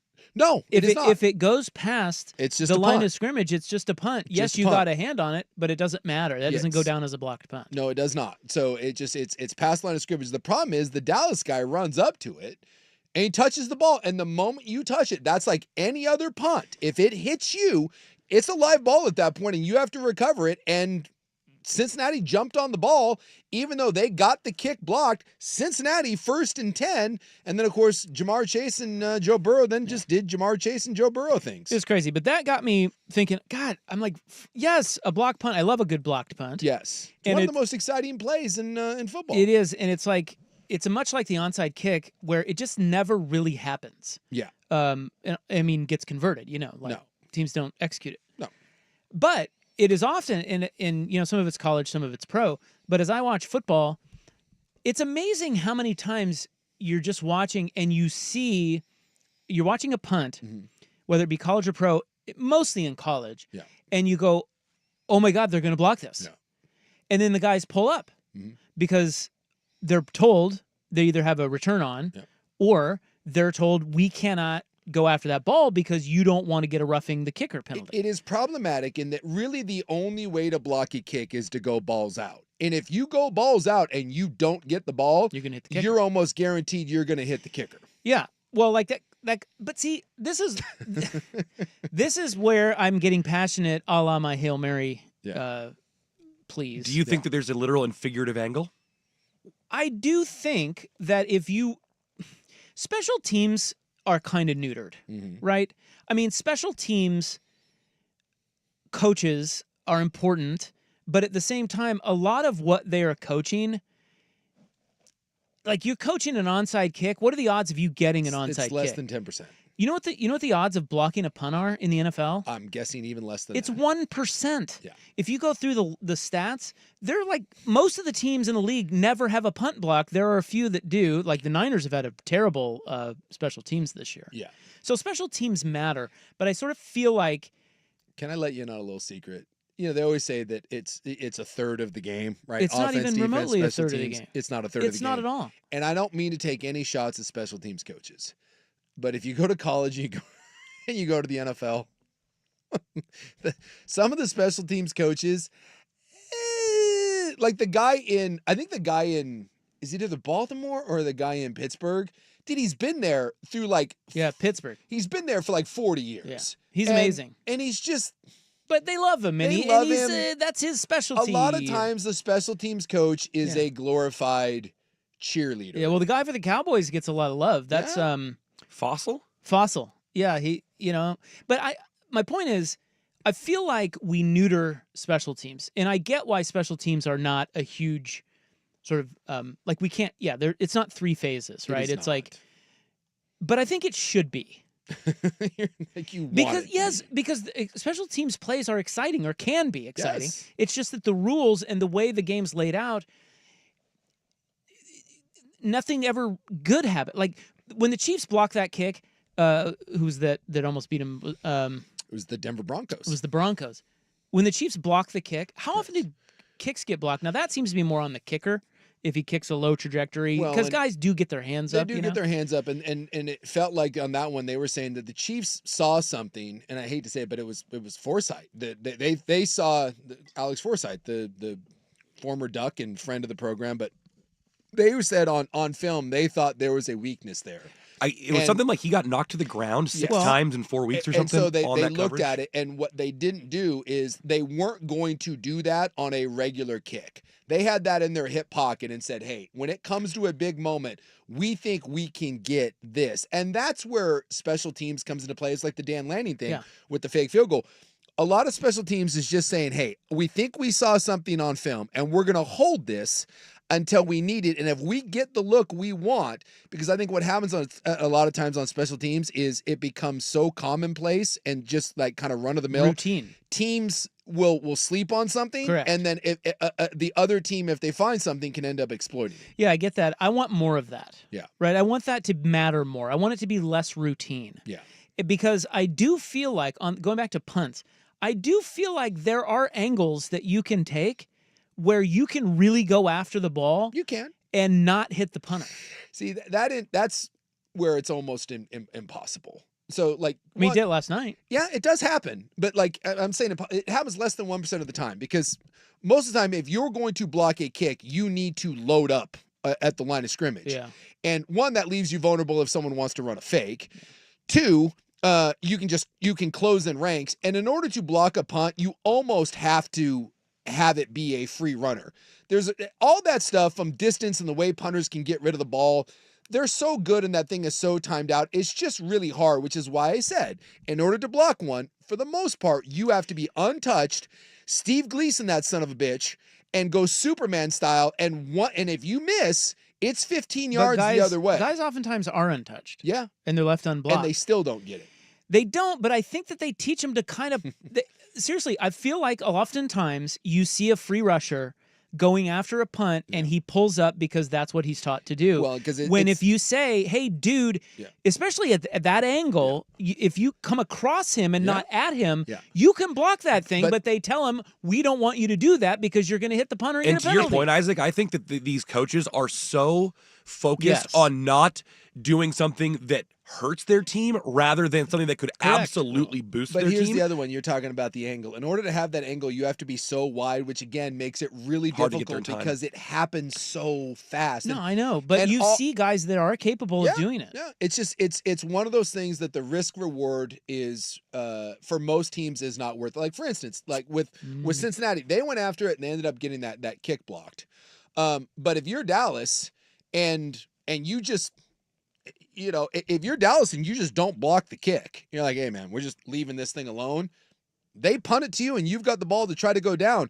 You end up nicking that guy and you give him a first down, and that you just get killed. So it really is a risk reward. When you see guys go after punts, is end of games when you need a turnover, you need a big play, your offense is struggling, you go after one. Or like in the field goal situation, like with Kansas City, it's the end of the game and you're going balls out and you're going to try to go get that thing. But most of the blocks now are not coming from the outside; they're coming from the inside up the middle. I get all that, but I feel like if we're saying that special teams don't really do anything anyways, why is somebody not working? Like think about the tush push, right? And think about somebody coming up with that idea and that never gets stopped. Why is somebody somewhere not working with a special athlete who they have, a Travis Hunt? I don't know, somebody who's long, who just has that, as Dan Lanning would say, that what did he call it? Burst? Yeah. Is that what it was? Twitch, who can get off the line of scrimmage, who practices that angle and really could be a weapon. You know, like you would think somebody would be. But then to that point, as soon as that person flashes it, the other teams are going to be like, the only thing we can't let happen is that guy do anything. Exactly, and that helps you. That helps you. That helps you on the other side. But then you also don't see that guy blocking punts. As someone that sucked and had to play on special teams, I wasn't very good. The other thing is, and this is why it doesn't happen very often. Do you know what it takes to block someone on special teams? I just have to get in his way. I have to get like a hand on him. Yeah, you need like a split second. It's when you watch, especially on the outside, if you've ever played on punt team or field goal, all you need to do is just interrupt him by a half a step. If you make him jump over your leg, if you get even a hand on him, it delays him enough where the punters and the kickers should be able to get the ball off. Everything really, normally when there is a block, it's because someone has screwed up. It's because someone has taken a play off and they just whiff a guy, and you really do almost need a free run. Or in a case of a field goal, you blow someone up and then you can jump over the line and you get a big old freaky guy. Yeah. And they've made it harder with the rules to block kicks. Yeah, they have. And the YouTube chat brings that up, that Jamie Collins was doing that for the Patriots, and then they changed the rules. Exactly. I don't like that either. I don't like it when they make rules to make plays more routine. Yeah. Like the onside kick never. What is even the point of an onside kick? I get they try it and you have to try it because you're desperate, but nobody ever gets those anymore. Nope. I think that should make that a more exciting play. Yeah. Well, now you have to declare it. There's no element of surprise anymore because of the new format. I mean, and now with kickoffs, and I told everyone. Yeah, the new kickoff rule is lame as hell. I told you this. Everyone was trying to make this a big deal, and I said, dude, everyone's just going to do the same damn thing and be like, what, 5 yards difference? Cool, kick it into the back. Although of the every end zone. once in a while, what was the game? What was the game we saw the other day? Was it the Chiefs game where the kicker didn't even? Yeah, and they had he didn't even put. They got it at the 40. Yeah, the Chargers. Yeah. Well, then we had that Commanders Dallas game the other day where they returned one that ended up mattering. Yeah, and there was one of the college championship games where some dumbass took it off the goal line and got it to the 10. Well, and then there was Clemson and the SMU that they didn't kick it out of the back, and the Clemson guy had a 45-yard return. Most teams, though, are like, look, put it in the damn fourth row, and we're not going to deal with this. Yeah, and that's fine. Special teams is becoming less and less a part of it. Well, maybe they should just make it so that they just give the ball at the 25 and don't even just the routine of the kickoff. Just forget it. I think have we had a kickoff return in the? We had one in the NFL. Well, that kid for Dallas, Turpin. Yeah. So he did it in the Commanders game. He's legit. I think he's the fastest man in the NFL. And the old Devin Hester days, like that was kind of fun. He was excited. Dante Hall. It was kind of fun, but I think we've eliminated it. And like I said, they're still there because every now and then when a team goes to sleep, someone can jump up and bite you in the ass. But for the most part, they've kind of become routine. I should be hired somewhere as a block punt and Hail Mary specialist. And I tell you what, we'd be damn good at it. I love it. Okay. That percentage is 1%. We're going to 2%. And you know what? That extra 1%, It's going to matter. I remember back in the day, the one that I always Being a remember man is of increase. Frank Beamer's teams at Virginia Tech were like special teams demons. They were notorious for it. They were notorious for it. And So, see, I like that. I like it when it was you fun. have a special teams coach who's like, they're pretty good at. You watch out for them. I think it takes an acceptance of risk. You have to say, Yeah. you know what? It's like the whole launch angle thing in baseball. We're gonna strike out more, but we're gonna hit way more home runs, and that's gonna ultimately help As us someone more. points out, the pump block was the difference in the Rams-Bills game. The Dan Lanning squib onside kick against Ohio State was the difference in that Sean game. Payton in the Super Bowl. Yes, that onside kick was absolutely a difference in that game. So, as I said, when You gotta have balls. when you botch it, and it can be a big deal, which is why it can't just be routine. It's just that it's very rare that it happens. It just seems to me that when I watch, particularly college, it really looks like a lot of guys can get to the punter. Yeah. And they just don't because they don't want to get a penalty. Yeah. It just Well, looks like that. And in college, I think you trust those kids less and less to make good judgments. All right. Oh, and then you also got the rugby style punters that just run out. You know, and then that's a good move too because Yeah. you're not blocking that, are you? When they run, I mean, they're running all the way out. They're running all the way out. It's very hard. Side kicking it. Yeah, I mean that's one of the reasons why those guys do it. That's where my special teams defense would have a pellet gun. Take him out at the kneecap. All right, in the news is coming up next. Did you see the story of the jacking of the Ashland newspaper? No. Have you seen this? I have not seen this. This I'm is kind of excited though. Well, it's terrifying. Oh, Jacking? Is that the right word? I don't know. How does a hijacking? Or how does a newspaper get jacked? I don't know. Well, you're gonna find out. I guess so. I can't wait. Buckley, you're gonna find out. But first, what's his nuts with SportsCenter? He jacked a granny. He jacked a granny today. Wow. Now, from the Fan Sports Desk, a SportsCenter update on 1080 The Fan. Ryan Buckley with this SportsCenter update. First on the Fan, on the hardwood, the Blazers have cleared rookie big man Donovan Clingan to return to basketball activities. The 7th overall pick missed the last 2 weeks with a grade 2 MCL sprain.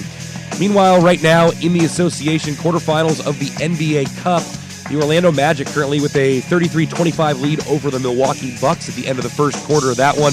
The late game coming up this evening at 6:30 between the Mavericks and the Thunder. Oklahoma City favored by 4.5. On the gridiron, Ducks head coach Dan Lanning has been named one of 9 finalists for the Eddie Robinson Coach of the Year award. Linebacker Bryce Betcher has won the Burlsworth Trophy, awarded to the best senior in the nation who started their career as a walk-on. Ducks quarterback Dylan Gabriel has accepted an invite to the Senior Bowl. And in baseball, the Yankees will reportedly sign left-handed starter Max Fried to an 8-year, $218 million deal. More sports scores and stories in 30 minutes. I'm Ryan Buckley at the 1080 The Fan Sports Desk. Listen live or on demand on the Odyssey app, the Fan's desktop player, or tell your smart speaker to play 1080 The Fan. The Fan is live on YouTube and Twitch. And now, Window Nation brings you on-demand videos. Watch Window Nation's window into 1080 The Fan. Hi. Yes. No. No. Maybe. Special teams. Block Correct. punt. What if you're trying to block a punt and someone intentionally punts it at your face and injures you? Call the advocates. That's right. Maybe that's why people aren't blocking punts. Pull Maybe your they're phone maybe out of they're your terrified. football pants and call the advocates. You got an iPhone instead of a thigh pad. You're like, that's it, you son of a bitch. That's right. You heard of Donikin, you're about to. Should be none of this. There'll be none of this rough stuff out here on this football field. These guys are personal injury attorneys. Now, most people don't need a personal injury attorney, but there are these people that you want in your phone in the event that you might need one down the road. And their names are Ken and Donnie, and they're our friends, and they are of no cost to you if you have ever been injured in an accident or anything. The advocates, they don't get paid until you win, and their consultations are always free, so there's no risk in calling to see whether they will be able to help you. And they hate insurance companies as much as you do. So, and you know, we do. We do. We all do. Does anyone like No. insurance companies? Look at the guy. Look at the United Health. I mean, that's a sad thing, but yeah, it's not good. I mean, people are not happy. No, they are not. And so instead of like ruining your life, just call the advocates and let them settle. That's right. If you've been injured, you need more than a lawyer. You deserve an advocate. Go to their website, advocateslaw.com. Is it time to beef up your teeth? Dr. Lampy here for teeth.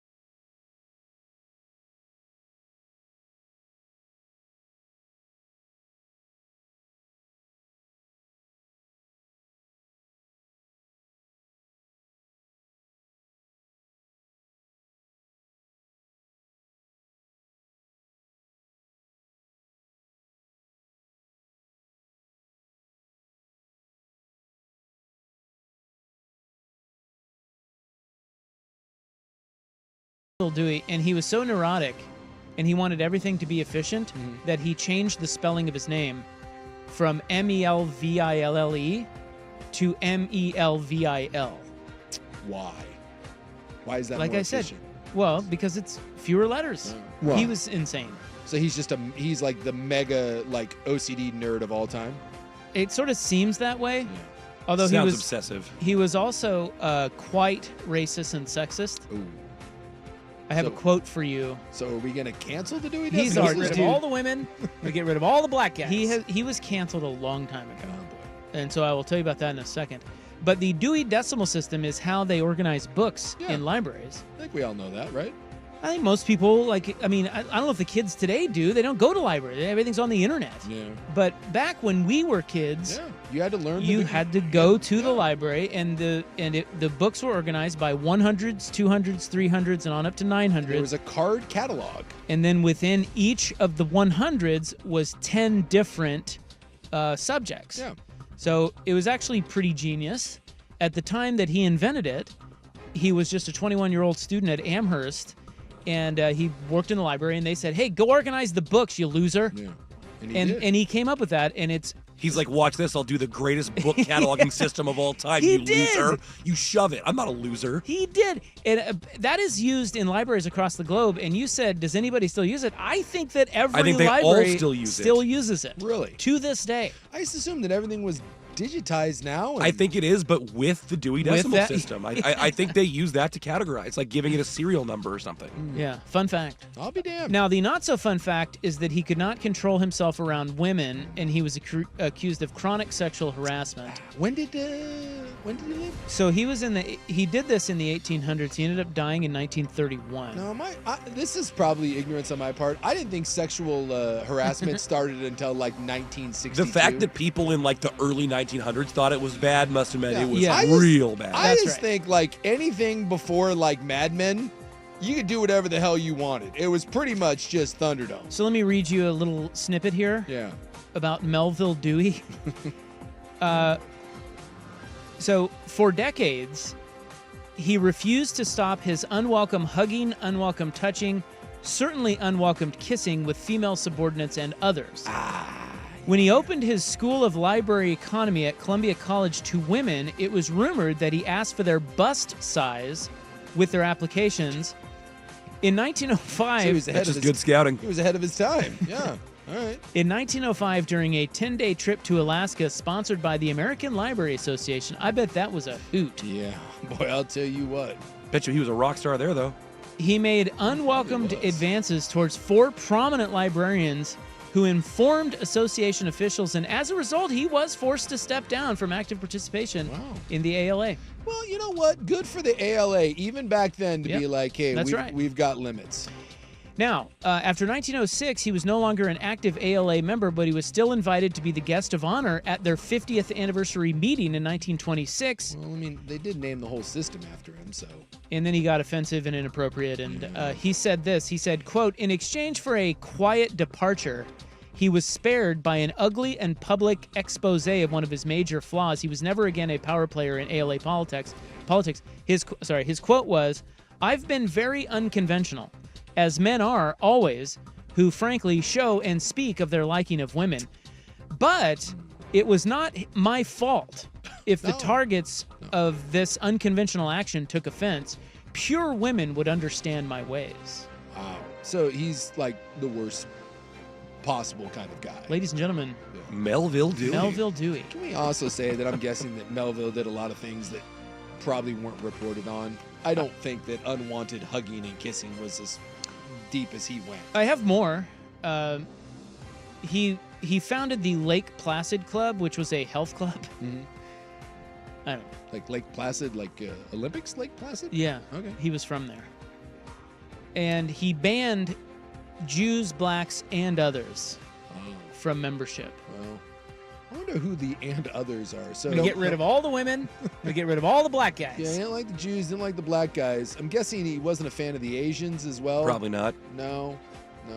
Guessing the Mexicans were probably right out. Maybe the Irish. I was gonna say, even back then, the Irish might have been persona non grata. Yeah, the Irish had a rough run of it for a while there. So sounds like Jeez. I'm sorry, I had to tell you about Dewey. Boy, I had no idea. That's a good deep dive. Yeah, that was a good deep dive that you got down that rabbit hole. Yeah. Wow. That was my day today while sipping coffee. I'm surprised we haven't renamed the Dewey Decimal. And that is award-winning show prep. It is. I've won awards for it. Yeah, just, you know. Speaking of award-winning show prep, I have details on Victor Zaragoza. Oh.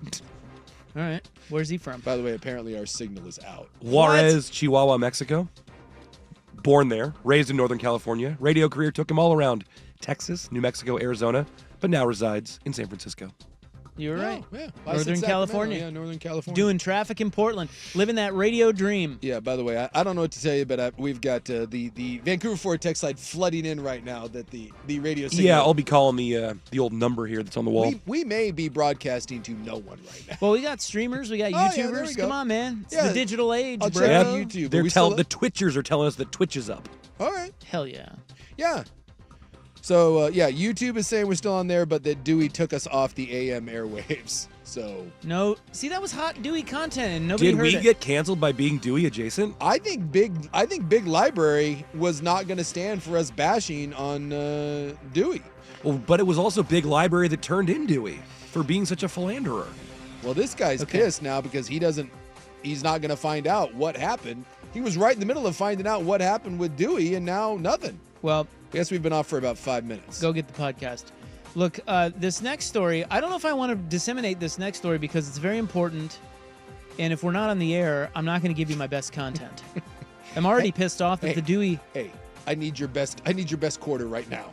You're not going to get it. When we're down by 7. I need you. If there is no signal, in other words, this is not a big game. I don't think so. You are not going to get my best 15.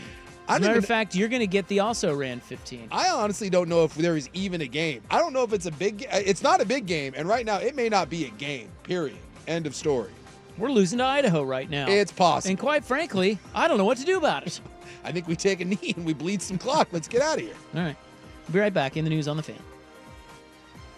This is the Fan's Window into Sports, a view into today's top stories, brought to you by Window Nation, online at windownation.com. Specifically, the armpit of America's butt crack. So, depending on where you think that is in America, might determine who the crowd is rooting for tonight. Is it closer to Texas or Ohio? I truly don't know. We have no idea, and I think that's going to be something that's going to become very clear very quickly, whether this crowd is Team Bart or Team Homer. Wow. There's your window into the Simpsons cast. Mina Kimes. The armpit of the butt crack of America. Doesn't even make sense, but I liked it. She's a treasure. I love her. The Fans Window to Sports brought to you by Window Nation. 50% off all window styles this month. A bonus 10% off as well. And 0% interest for 72 months. Schedule your estimate now by calling 866-90-NATION or visiting windownation.com. Seahawks football is on the Fan. It's picked off. Leo Williams coming near side. He's running like a racehorse. He's at midfield. Turns upfield and blockers. Holy smokes, are you kidding? Join us all season long for Seahawks football. Brought to you by Warren Allen Attorneys at Law. Injured? Don't trust just anyone with something so personal. Call George McCoy at warrenallen.com. The Seahawks play here.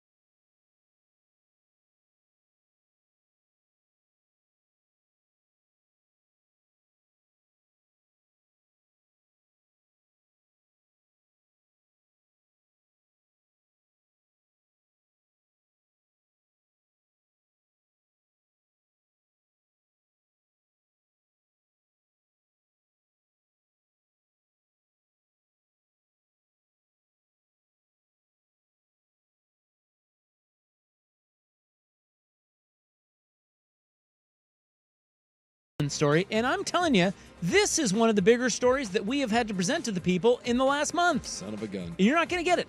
Thanks, Peter. Way to go. You idiot. I don't even know who Peter is. What an idiot. I mean, just stupid. That's right, Kirby or whoever is it. Who is that? That's Kirby. Yeah. That was him talking about his player who was like dancing with his buddy after they lost to Ole Miss. Lost to Ole Miss, and you're on the field celebrating. What an idiot. I mean, just stupid. All right, well. That's it. I think that's it. Thanks, Pete. And I wanted that. I wanted that story too. Hey, listen, I'll tease it for tomorrow.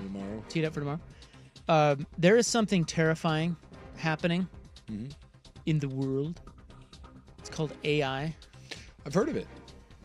What if AI and hackers were taking over small-town newspapers like in Ashland, Oregon? Oh, I like where we're going with this. That happened. I'm so mad we're not getting this story right now. And I tell you what, Thanks a lot, Peter. It's a hell of a piece of journalism. It was on you can read about it. It's on the opb.org. Wait, how do we know it wasn't from the hackers or the AIs? Yeah, it could be fake Well, news. they're not gonna tell on themselves. Well, as far as I know, what they're in you're the saying news, is- aren't they? I'm saying fake news.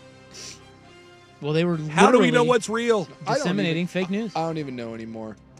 But it's wild. This story's wild. Fake news. Tune in tomorrow. Maybe we'll be on the air, Peter. Maybe. The Hot 5 at 5 is next. We have sports news on the Fan. Save thousands. Be advised, this is a great opportunity to save thousands.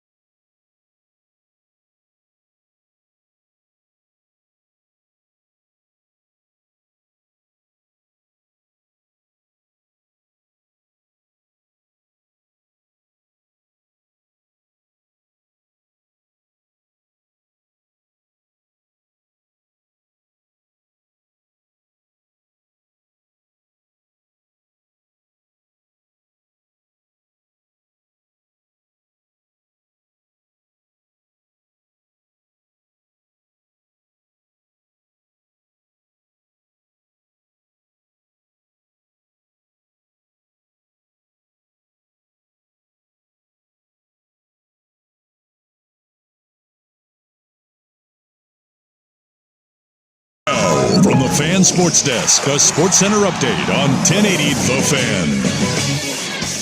Ryan Buckley with this SportsCenter update. First on the Fan. On the hardwood, the Blazers have announced that rookie big man Donovan Clingan has been cleared to return to full basketball activities.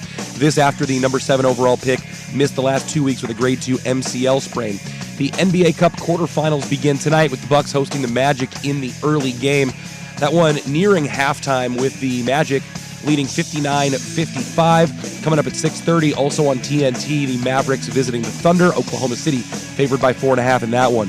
On the gridiron, Ducks head coach Dan Lanning has been named one of 9 finalists for the Eddie Robinson Coach of the Year award. Linebacker Bryce Betchers won the Burlsworth Trophy for the best senior in the nation who started their career as a walk-on.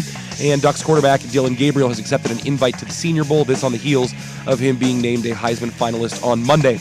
In baseball, the Yankees will reportedly sign left-handed starter Max Fried to an 8-year, $218 million deal. Meanwhile, Cardinals third baseman Nolan Arenado reportedly willing to switch positions and move to first base in order to facilitate a trade out of St. Louis. More sports scores and stories in 30 minutes. I'm Ryan Buckley at the 1080 The Fan Sports Desk. Listen live or on demand on the Odyssey app, the Fan's desktop player, or tell your smart speaker to play 1080 The Fan. Tired of getting dinged by subscriptions? We won't send you a bill. Portland's sports leader, 1080 The Fan. Good afternoon. At the tone, Pacific Daylight Time will be... It's 5 o'clock. 5 o'clock. One step closer to my own personal hell. This is Primetime on Sports Radio 1080 The Fan. We expect the best. We're not afraid to break someone. Do you hear me? Primetime is your source for the best in local, regional, and national sports. Go ahead and clap. Mediocrity deserves applause. Isaac Robb. I'm miserable. I had to get up at 10 o'clock this morning. Jason Sakanet. I'm a dude playing a dude disguised as another dude. Primetime on 1080 The Fan. All right. Welcome back. At least we think. Yeah. No one knows. It's your Sports Bros. We think. Rob and Sook. I'm Rob. Hold on, everybody. Big Sook's right over there. Right. I'm following the Tom Brady is having an auction at Sotheby's right now, and I'm watching the items end. What do you mean he's having an? He put up a bunch of his stuff. I don't know if he's doing this for charity or whatever, but there is a big giant Tom Brady lot. Does he need money? I don't know. Is Tom hurting? Well, he had that whole crypto scam thing, the whole Sam Bankman-Fried. He was in the middle of that. Did he lose like $50 million in that? 50? He lost millions and millions and millions. I don't know. I mean, that's a lot, but I think. Well, I mean, he's still Tom Brady. He's still getting $300 million for his gig. He's getting 300 and some million for just his broadcasting. And he couldn't be hurting. He bought part of the Raiders, for God's sakes. Yeah, exactly. Well, I'm just saying, like, there's a bunch of Maybe stuff. when you're Tom Brady, you just have too much stuff. When you buy into a team, don't they actually require like cash, like liquid money? Yes. Like you can't just. No, he has to stroke a check. Yeah. And it was a small piece. I mean, he's not, obviously he doesn't have the money to buy an NFL team. I think like when Magic bought part of the Dodgers, I want to say it was like $15 million or something that he put in. Bill Maher talks about that. He bought a piece of the Mets years ago, and he goes, it was shockingly cheap. I think he ended up selling it because now the value is sky high. But yeah, a bunch of people now are buying little small pieces. But if you want, like Tom Brady, if you want his wristband with all the play sheets from when they came back from the Atlanta Falcons, it ran you $204,000. Someone spent $204,000 on Tom Brady's wristband. What are you going to do with that? I don't know. But Sotheby's is just wear it. You got to wear it around, right? Do you just like wear that out to a club? I'm pulling up to my kid's daycare. I'm checking the plays, checking my hot routes. Sotheby's just an indicator of people have far too much money. Yeah, you just got too much money. No matter what. He had a watch on here, and it's a $10,000 watch. It's a nice watch. What can I get it for? Was it engraved? Was it personalized at all? No, it was just Tom Brady's watch, and it was matched to his wrist. Can I get a good deal on it? It was a $10,000 watch. No, it went for $52,000. What? So if you want to know what a $10,000 watch that was all that happened was it was owned by Tom Brady, you could buy that same watch right now on the market. But your wrist will touch where his wrist also touched. Can I silently judge him for only wearing a $10,000 watch? Well, he's got more watches. Oh, you think that's his only one? No. Well, no, I don't think it's his only one. But why would Tom Brady waste his time with a $10,000 watch? Probably a gift. Oh. He also has a bunch of the Mealy watches that are for sale right now, and there's a collection of them, and those are going to go for Those retail for over $1 million, right? Yeah, they're a lot. This is part of the Tom Brady Sotheby's Treasure Collection, and he just broke the record for the most expensive college football jersey of all time. His Michigan, his last jersey from the 2000 FedEx Orange Bowl versus Alabama, sold for $792,000. He wasn't even that good in college. Why would you want that? No. You just got You just spent $792,000 for a. I don't know. Like you said, what do you do? Hanging on the wall, I guess. People love Touchdown Tommy. Yeah, the Duncan's, the commercial he did with Ben Affleck. Yeah, that outfit's for sale right now. No, that's kick ass. And it's signed by all of them. Yeah, that's definitely worth $700,000. How much is that? It's still going on. So as stuff is closing, that this guy is reposting it, and I'm like, oh my God. Coming up, we will check in on the transfer portal, and we have a The More You Know segment. Coming up tonight in the club, all of the conspiracies surrounding Luigi. The latest one is great. Oh, did you see him getting drug in by the police today? Yeah. Yeah, he's all yelling and screaming, and that There's a theory out there about him. Nuts. There's a lot of theories out there about him. Have you seen the main one though? Which one? Well, I think there's one overriding one that has taken over. Am I wrong? Maybe I haven't seen. I don't know. I guess I'll find out. You're gonna find out. Yeah, this dude's an idiot. Right here on the program. Was he? It wasn't even him. 6 to 7. Right now, the Hot 5 at 5. Hot topics, hot opinions. Oh, golly, I'm hot today. And hot air. It's time for the Hot 5 at 5. That's hot. The Hot 5 at 5 on Primetime with Isaac and Sue. No, I mean it. That's very hot. The Hot 5 at 5 with Isaac and Sue.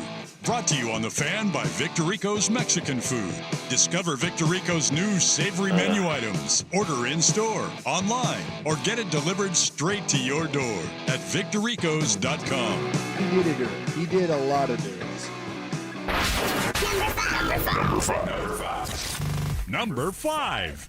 We have the quarterfinals of the NBA Cup tonight. I can't wait. A trip to Las Vegas for the Final Four is on the line. I'm being dead serious. Is there anyone that gives two S's about this? Do the players get paid more? Yeah, I think there's a little money on for this. Yeah. So so there is an incentive. Yeah, there's an incentive. But barely. Yeah, it's a little cash. Not enough to make us care more. Dude, their ratings are down 30% on ESPN. I mean, dude, the NBA is just. You got a lot of problems. Yeah, it is a snooze fest. Halftime, Bucks lead the Magic 60-59. And then later we get the Mavericks and Thunder. And then the two other quarterfinal games are tomorrow. And that will pit Hawks, Knicks in New York, Warriors, Rockets in Houston. The Hawks and Knicks. The semifinal games will be Saturday in Vegas. By the way, a little Blazers note. Rookie Donovan Clingan has been cleared to return to the court. Yeah, he's day-to-day. The Blazers' next game is Friday. That's good, because when he originally heard that, some people thought, like, you're talking January type stuff. Maybe it should be if you want Cooper Flag. Number 4. Well, and they're saying now that you ain't getting Cooper Flag. You know, the trade. Yeah, the hay's already in the bar because you messed around and won 9 games or whatever it is. Around the corner, and people saying that several Blazer veterans are drawing interest. Oh yeah, I'd want Jeremy Grant. Yeah. Yep. I've heard Robert Williams too. Yeah. I think they want to get rid of Ayton, but no one wants him. Yeah, nobody wants him. Come on, he's dominating. Pair of baseball notes: the Yankees get left-hander Max Fried, formerly of the Braves. Good little pitcher. Yeah. 8 years, $218 million. You know what is the 4th highest pitching contract of all time? Yeah. It is good right now to be a Major League Baseball player. Yeah, it sure is. But when I see $218 million, I'm like, Some guy just the other day got $735 million. You think Fried's pissed? He's like, what is this? 8 for 218. It's a bargain. $27 million a year. Yeah, it's a tasty little deal. Also, Major League Baseball now has a lottery for its draft, and the Mariners landed the number 3 pick. Yes. So get ready to be disappointed Mariner fan in about, 3 years when he gets called up? Number 1 will be the Nationals. Jim from Maple Valley is going to be fired up. Cowboys linebacker DeMarvion Overshown, which I contend is one of the stranger names in the NFL. It's out of a Key and Peele skit. It just is. Overshown. DeMarvion Overshown. It sounds fake. He is a stud, though. He's really and good. he has 3 torn knee liggies. Yeah. and he's going to have surgery this week. He is their second leading tackler. Yeah, well, and he's coming off already an ACL, so this is just bad news altogether. And they're saying that with this, it may put most, if not all, of 2025 into question. So it was pretty rotten.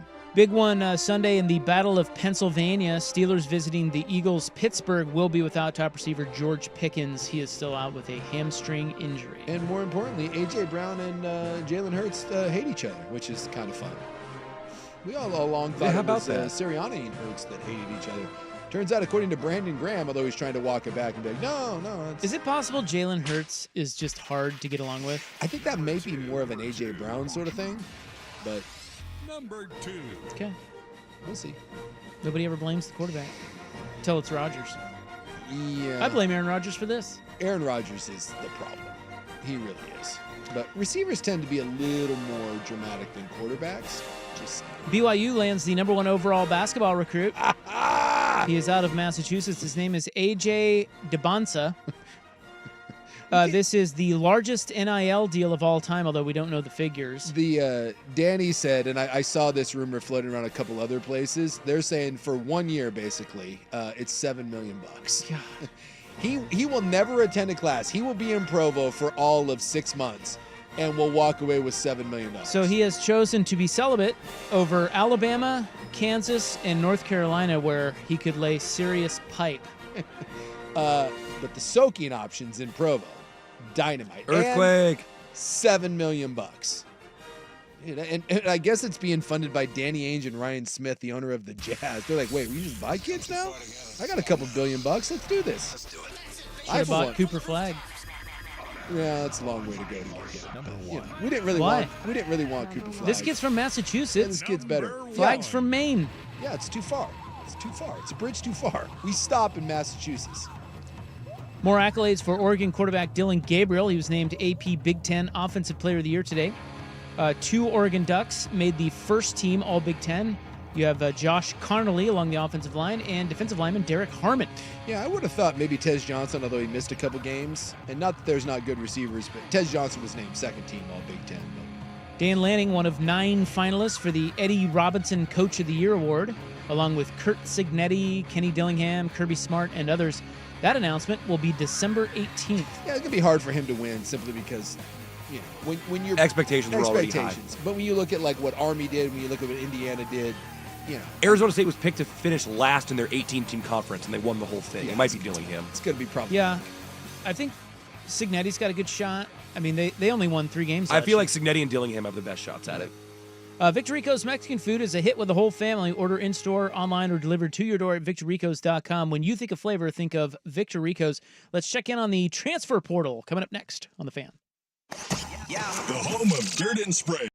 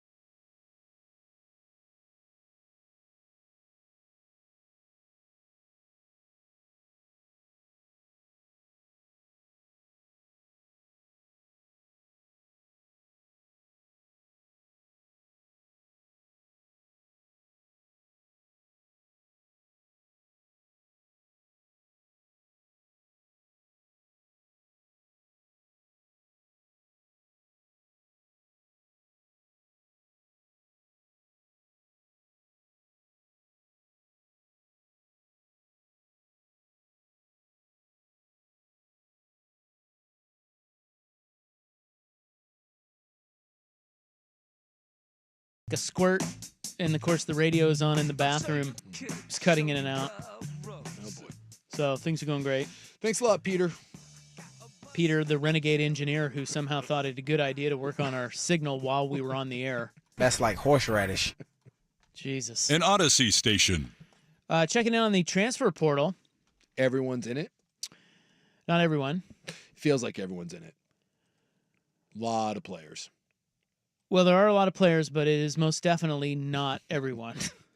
If it were everyone, that would be kind of fun. Yeah, there was I saw this and I had to confirm that this was real, and indeed it is. I saw this. Yeah, and Dusty, who coaches high school, and then I got a buddy of mine whose kid plays like on a football travel team, and he said this is a real thing that like these travel teams and parents are doing. I couldn't believe it, especially when you read the vitals. No, it is a real thing. There is a 6-year-old who has entered the transfer portal for the under 6 league that he plays in. Oh, come on. No, Youth football transfer youth portal. football transfer Very portal. serious.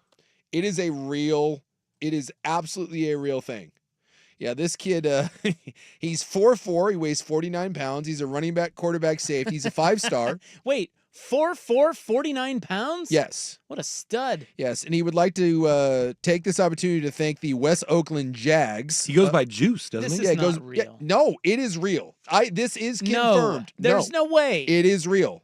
Yeah, it goes by Juice. He says he wants to thank the organization for letting me play on their 6U tackle football team during the 24 season. It has been a great experience, and I truly am appreciative of the support opportunities. With that being said, I have decided to enter the transfer portal with 1 year of eligibility remaining to play for the 6U league for the 2025 season. Thank you again for everything, and I look forward to what the future holds. And if you haven't seen it, he's got a banging graphic to go with it. That's 50% stupid. And he's wearing his team, the Jags, wear duck helmets for some reason. I don't know. They're wearing the Oregon duck helmets. The Hot Boys Jags. Yeah, the Hot Boy Jags. And then he's got all of the offers from all the teams that are recruiting him, and then it says, where will I go? I can confirm this is a real thing that these kids are doing. Can I ask why? Well, I mean, what? Yeah, you got to put it out there, man. Who's winning? What is occurring? Better opportunities, God's will, lots of things. Yeah, why would you want to play for the Jags when they're not winning titles, man? In fact, he has Because an offer from 6? another Jags. Yeah. Yeah, there is another Jaguar team. Actually, 2 other Jags, it appears. Yeah, I mean, come on, man. He's got an offer from the Outlaws? Are you kidding me? He's got an offer for the Bulls? You know. Got an offer from the Polk Elite? Yeah, what are we doing? What do you mean, what are we doing? Juice got to take advantage of this now, man. When he's only got 1 year before he has to move to the above 6. Welcome to the world of football, brother. Oh, my buddy showed me the team page for the the elite team that he plays on, and I don't want to call him out. He plays on an elite team? Yeah, his kid plays on one of these. Kid. And he showed me their Instagram page because I tweeted out, I was like, this can't be real. I said, I want this to be real. And he goes, yeah, this is real. And he showed me their Instagram page, and it is is littered with stuff like this. What does that mean? What do you mean? Give us an example. Okay, I got to pull it up. Hold on. Magic Johnson. There is all kinds of these posts from different parents and teams. And again, I got to be careful because I don't want to out the team because his kid plays on it. Why not? It's some of the most ridiculous crap you've ever seen in your entire life. Like hype videos and stuff? Videos, rankings. Rankings of what? Rankings of players, rankings of teams. Yeah, it's a whole thing. I'm gonna try to find the rankings ones. Do they rank the top 5 parents who bring the best food after the game? This is snacks? This is the top 10, 12 under rankings that they're. Who's number 1? That would be the Benson Bruins. Yeah, that's not who I have number 1. You have the LA Chiefs, do you? Nope. Sorry about that. They suck. Yeah, and I mean, they're so stupid. Okay, well, anyway, USC loses another one. They're having a bit of a problem holding on to their players. Another 5-star kid bolted down there. Quentin Joyner left Monday. He's their running back, and Deuce Robinson, the tight end, has left now. Yeah, I mean it's a rough go. I I cannot explain what the hell's up at USC. Is it just the fact that they don't have NIL? I think the NIL thing didn't quite work. There's no momentum there. Well, what do you mean the NIL thing didn't work? From what I understand, they just have not really invested in. I think they were kind of behind the 8 ball, and they're trying to play catch up. And I think they thought that that it would be more robust and the support would be there. And I think the people that hit the ground running in NIL that had well organized collectives just got out ahead of it, and now everyone else is trying to play catch up.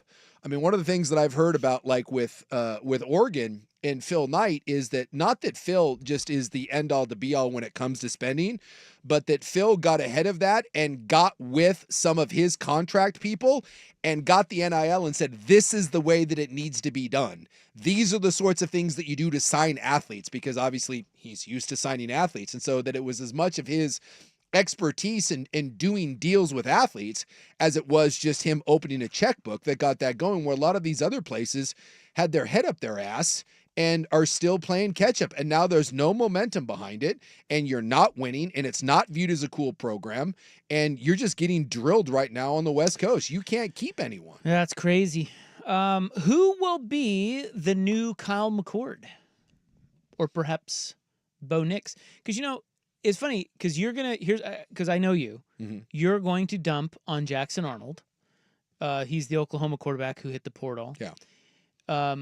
But you got to remember, there have been a lot of quarterbacks who have not a lot, but there have been quarterbacks who have entered the portal who get dumped on because they were not very good at their previous team. Yeah. And they go somewhere else. Kyle McCord's the best example of and it. sling it. Well, I think Bo Nix is. Yeah. Think about how we were talking about Bo Nix before he got to Oregon. Kyle McCord was being talked about like he was an absolute piece of dung. Well, we also watched the game where he threw 3 pick sixes in a game. Kyle McCord just didn't look like a good quarterback. Bo Nix was more of, hey, we just need a fresh start here, and it just didn't quite work out at Auburn. Dylan Gabriel obviously was very well thought of. But yeah, I mean, this happens all the time where one man's trash is another man's treasure. And this is the thing we don't realize, is that a lot of these kids get better, and playing in a good system can look at Sam Darnold in the NFL, for God's sakes. And so, yeah, I wouldn't write off any of these kids. I mean, there's a reason why you were a 5-star kid. I mean, Jackson Arnold, they moved on from Dylan Gabriel for this Jackson Arnold kid. And, Oklahoma had no sense of itself top to bottom. So I don't know how much of that is on Jackson Arnold. I don't know how much of that is on Oklahoma, but someone's going to take a crack at this kid, because at one point he was viewed as being great. Yeah, so Jackson Arnold, they're saying, is visiting Auburn this week. Yeah. Something to keep an eye on there. Another quarterback that's in the portal that was really good. He had a good year. This guy isn't even bad. He was just at North Texas, and he's transferring. Chandler Morris is his name. Yep. He is visiting Oklahoma State today. And these are the ones that I would say to keep an eye on, because, you're going to get a lot of these guys that, unfortunately now, these smaller schools, the North Texases, and by the way, the Liberty kid too, that Caden Salter, he's in the portal. People really like him as a dual threat guy. Yes. You are now going to see all of these schools just become feeder schools. And to a lesser extent, even the Northwestern has one of the best offensive linemen in the country, all Big Ten. He's in the portal. So it's not just the North Texases of the world, but if you're an All-American at Northwestern, why are you at Northwestern? Well, I saw like one of the higher graded defensive backs out of Michigan State is in the portal. I mean, Michigan State's a big conference school, but he's like, this ain't the place. No. So this is just this is going to become the norm. And, some of this talent is going to get spread out, and some of it's going to end up on certain teams. But I think what it's going to do is really hurt the middle of the road. Arkansas lost one of their best offensive linemen. They lost their best tight end. I mean, Arkansas is a solid program, but again, if you're a star at Arkansas and you're sitting there and you're like, why do I want to win 4 games when I can go make more money at Georgia or Tennessee? Kentucky lost their big wide receiver. They lost one of their best defensive linemen that's in there. I mean, this is just this is going to be really hard for some of these programs in the future. Somebody's asking who Kyle McCord is. Well, he was the guy at Ohio State that they ran out of town. Yep. They replaced him with Will Howard, and Will Howard and Kyle McCord have literally the exact same quarterback rating. Yeah. The same guy. Kyle McCord did not look very good at Ohio State, but he went to Syracuse, and this year 9-3. He has the most yards of any quarterback in the country. He threw for more yards than Cam Ward and Shedeur Sanders. Right. And he looks really good. Yeah. So so we got to be careful. Like, it didn't work out for Jackson Arnold at Oklahoma. It was not good, and it wasn't. Yeah. He's a good get. Yeah. And so we'll see where he lands. As for Oregon, there are a couple there. It's a little early to be talking about who they're going to pull out of the portal, but they're doing all that right now, going pouring over all that. But they are linked to the USC kid, Bear Alexander.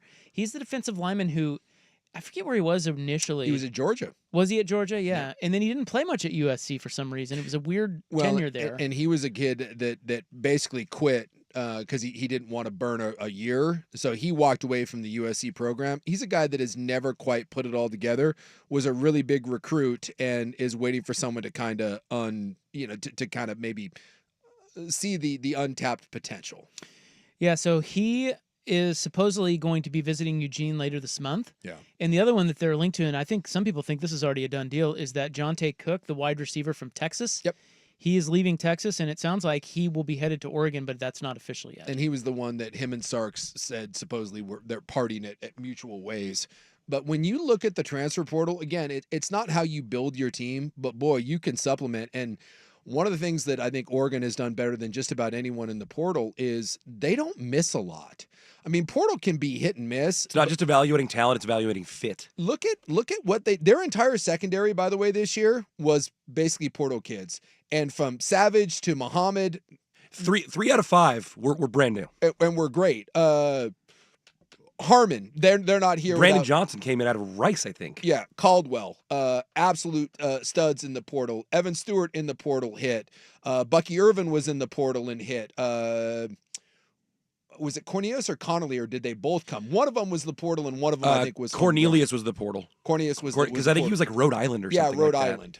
One of your starting linemen. I mean, they have done a Jordan Birch, right? South Carolina. Yep. Dylan Gabriel, Bo Nix. They have done an unbelievable job, and I'm sure there's some portal kids that have been misses, but boy, you can't think of many. They have absolutely been lights out in their evaluation process and bringing those kids and incorporating it into the program.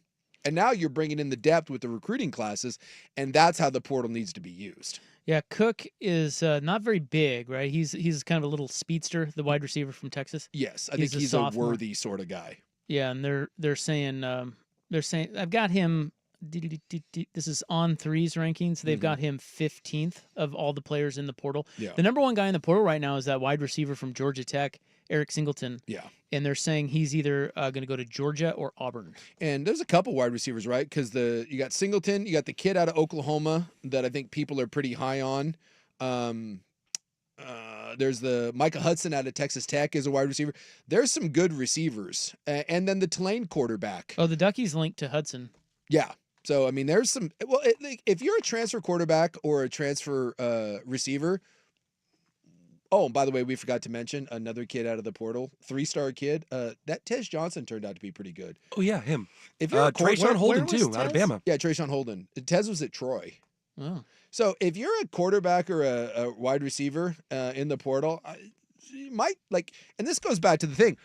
Everyone's like, when Lincoln Riley got there, and I was of this ilk, I was like, why wouldn't you want to go play for Lincoln Riley? If you're a quarterback or a receiver, and remember, they got Caleb Williams and they got Jordan Addison. By the way, both turned out to be great players. Obviously, first-round picks and, Heisman Trophy and all that stuff. But if you're a receiver or a quarterback right now in the portal and you can choose where to go, why would you pick USC over Oregon? More money at Oregon, better situation at Oregon, and you look at the track record for transfers and what they're doing, why would you go play it? Unless you just like California, then by all means, but why would I don't understand if all things are equal, anyone would choose right now. More money, more exposure, better chance at a trophy. I mean, yeah. Well, can't Oregon really kind of pick its quarterback? It certainly feels from the that portal. way. Yes. I mean, considering what they've done with Nix and Gabriel, if Lanning and Stein want you, that'd be pretty good. That Malik Murphy left Duke, dual threat quarterback. Yeah. He's in the portal. I'd say just again keep an eye on the Tulane kid, who had a Mensa. really nice year, and they're saying though he's going to stay down towards the ACC, the SEC country. Yeah, we'll see.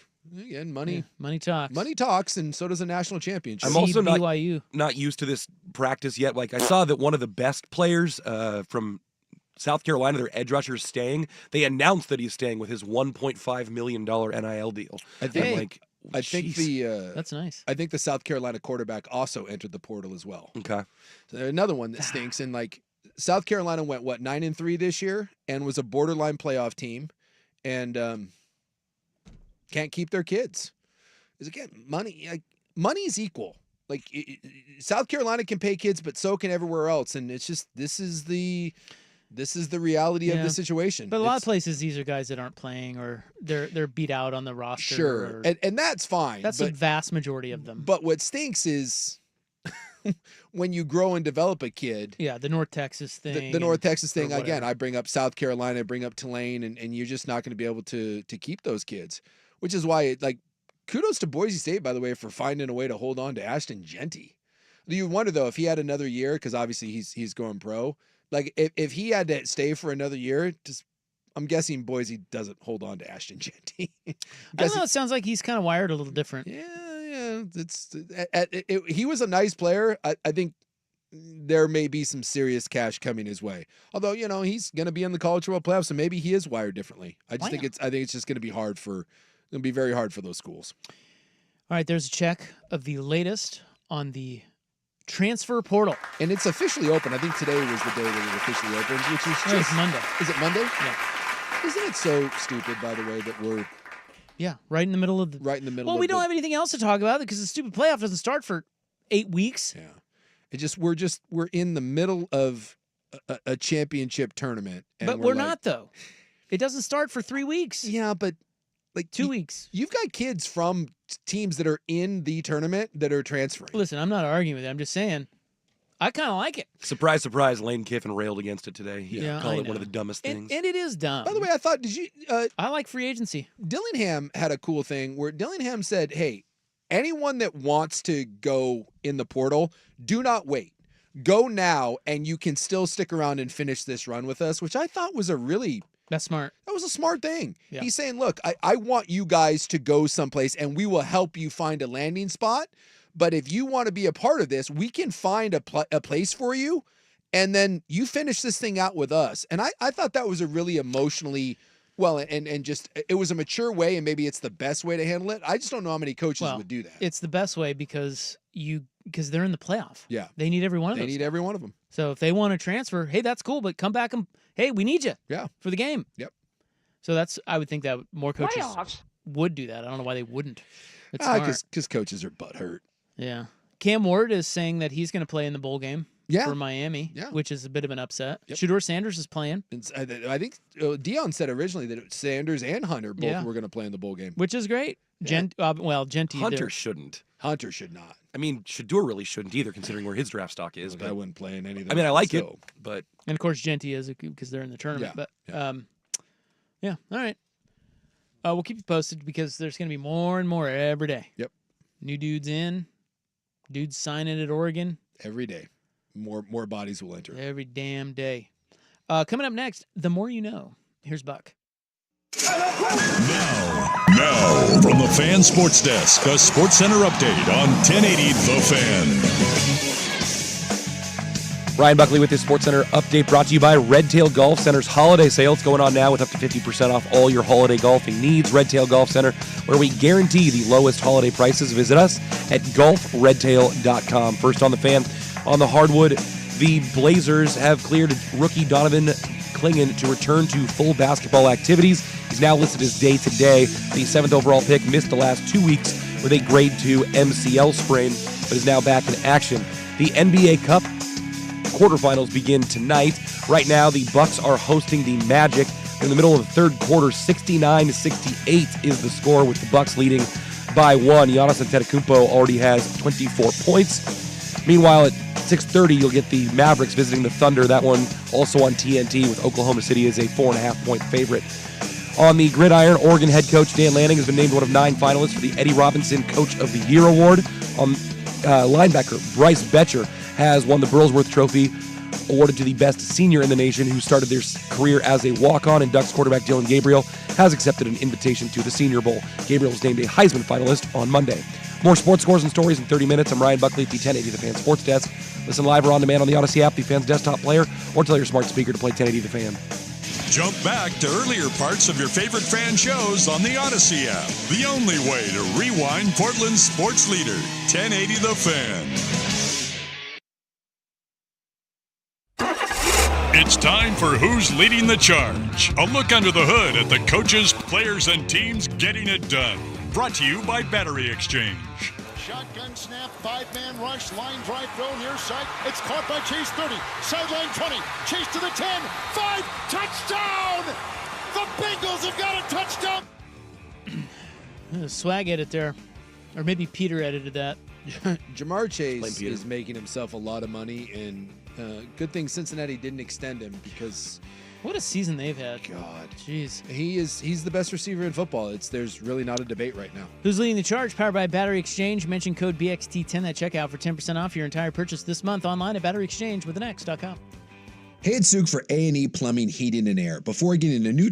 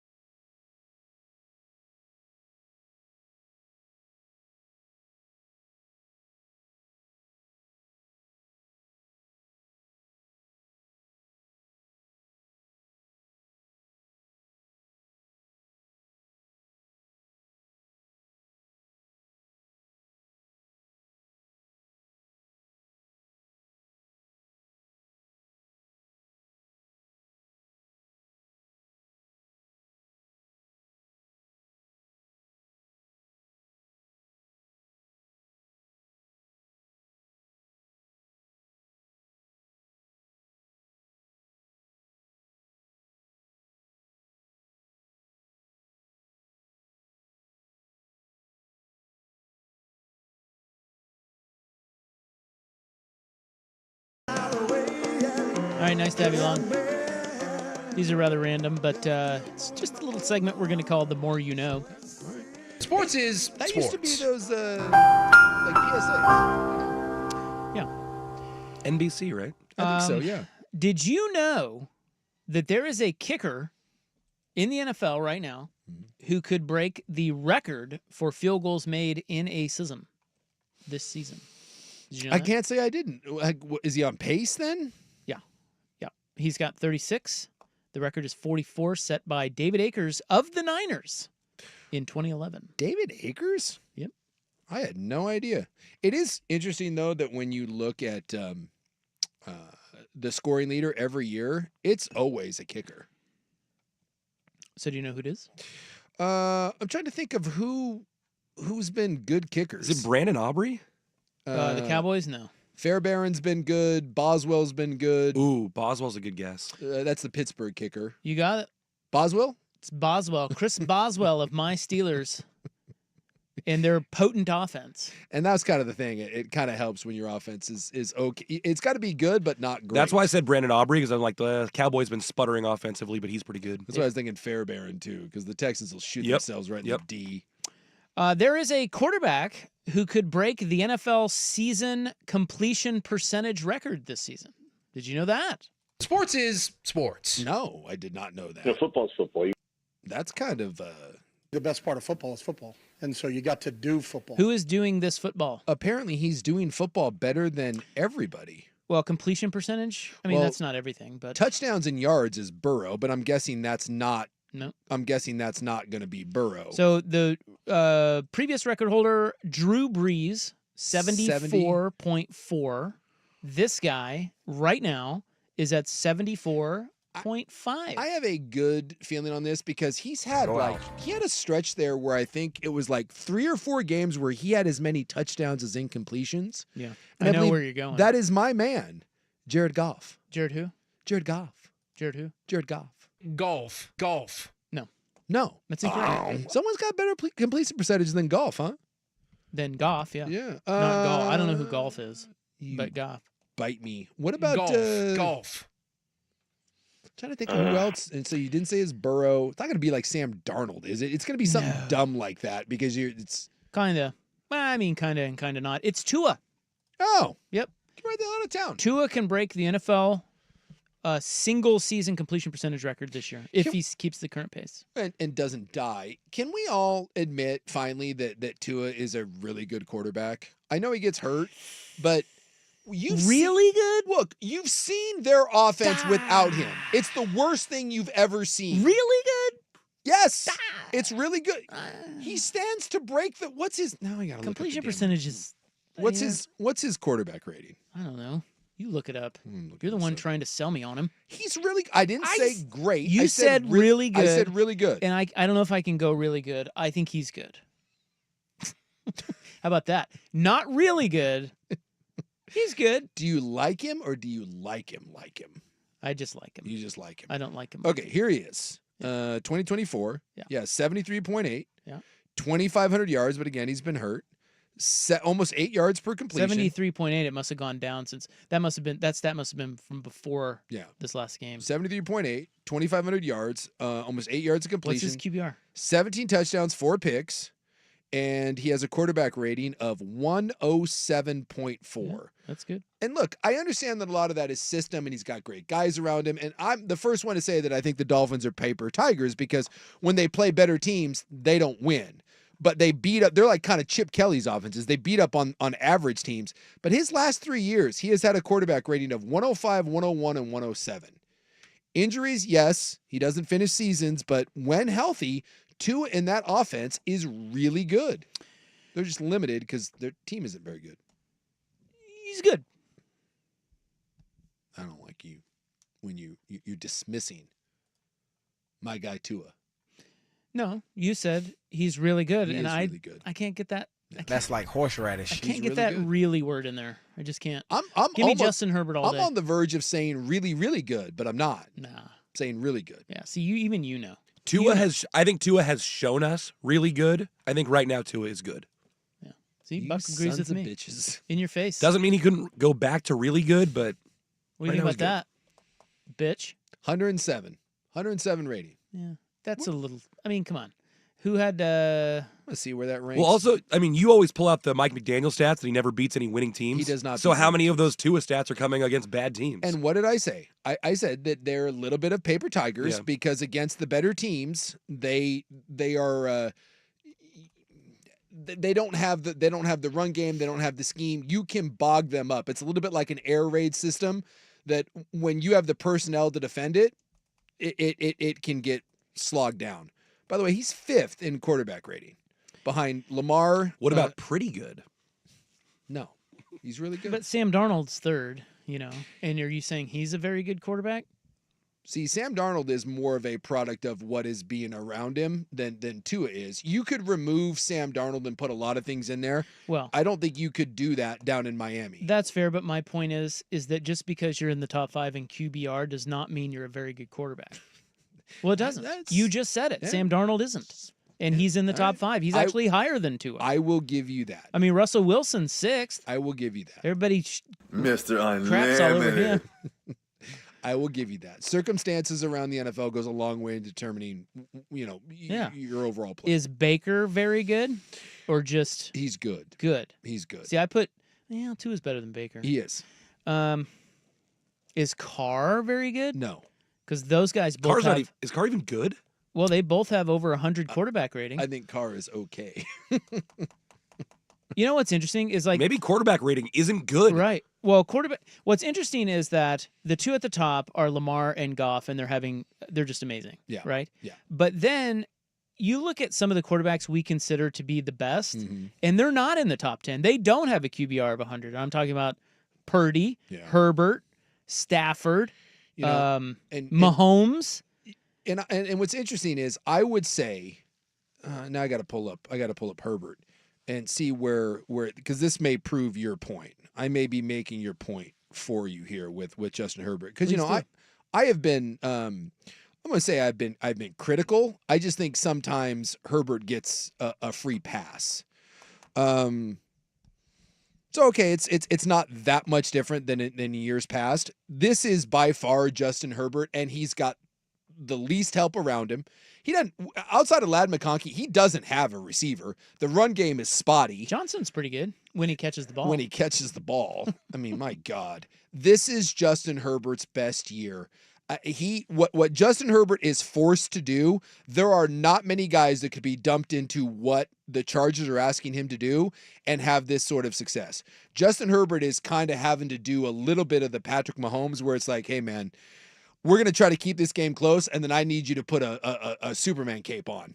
I mean, Justin Herbert where did you say he ranked quarterback? Because he said he was like 13th. He was under 100. Okay, Justin Herbert right now 13th. He is playing top 4 quarterback in the league. Well, and to your point, what about Stafford? The rating is not there. Everybody's hurt around Stafford, and all that guy does is put up points. Yeah. And throw tutties. Yep. He's 14th. Yes, he's criminally underrated. So the idea of quarterback rating, that is a valid point. I will give you that. It does mean that they're playing well within their own system. Yes, much like Darnold and Tua are doing. Yeah, and I do want to see what the market is for Sam Darnold. If you're Minnesota, do you just say, hey, it's the JJ McCarthy show? Do you try to get him on a Geno Smith sort of deal and just tell JJ to sit and wait? Or does someone come along and offer Sam Darnold stupid money to where he can't turn it down? And if he does that, does he end up in a place without one of, if not the best play caller in the NFL, without 2 of the best receivers in the NFL, an elite O-line, and does he go right back to being the old Sam Darnold? Tell you what, if I'm a GM, I'm not touching Sam Darnold. I'd touch him if I had this system around that he could thrive in, and if I could get him at a good number. I personally like the Geno Smith, Baker Mayfield deals. I think are great deals because I can assemble a really good team around those guys. But if he wants 40+ million, thanks for coming. Someone else's problem. Because as good as Sam Darnold has played, I'm telling you, there are 5 to 6 plays every game where Sam Darnold goes old Sam Darnold and tries to give games away. But what I will tell you, though, and I know that deep down you'll agree with this, I'm going to give you 3 teams right now that are not going to win the Super Bowl. Mm-hmm.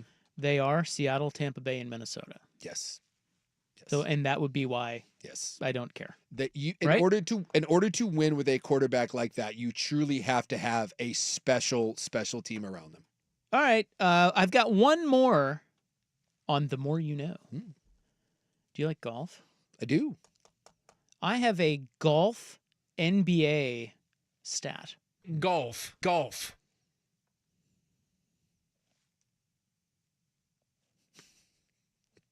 Okay.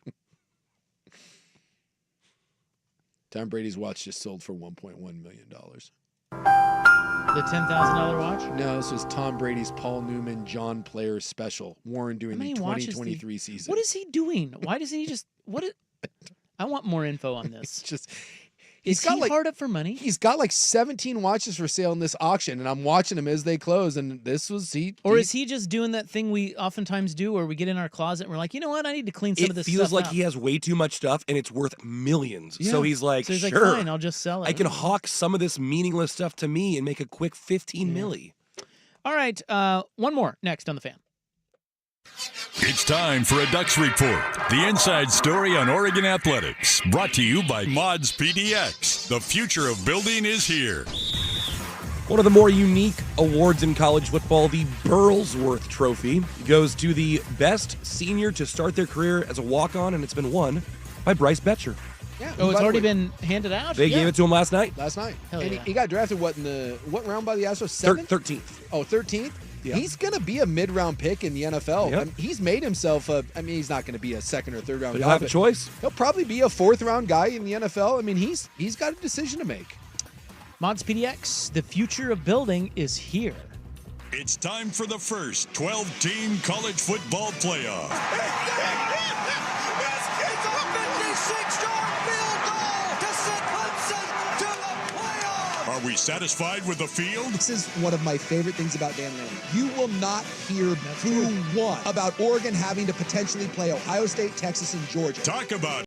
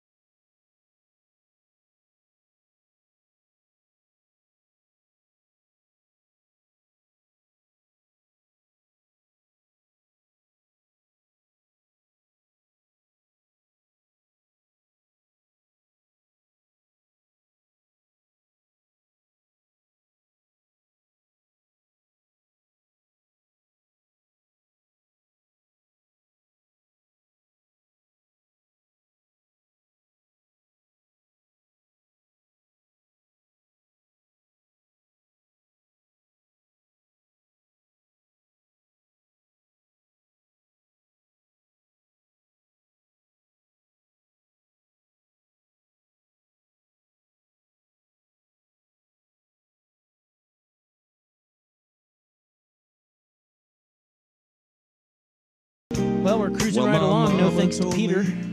Club 1080 coming up next. Peter, the rogue engineer. He's hurting us bad. Freaking A.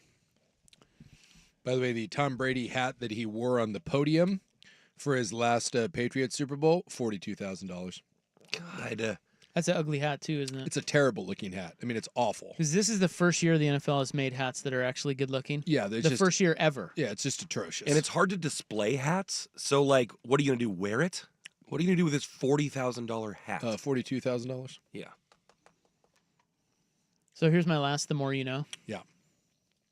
So the first one was we have a kicker who is about to, or is on pace to set the record for most made kicks in a season.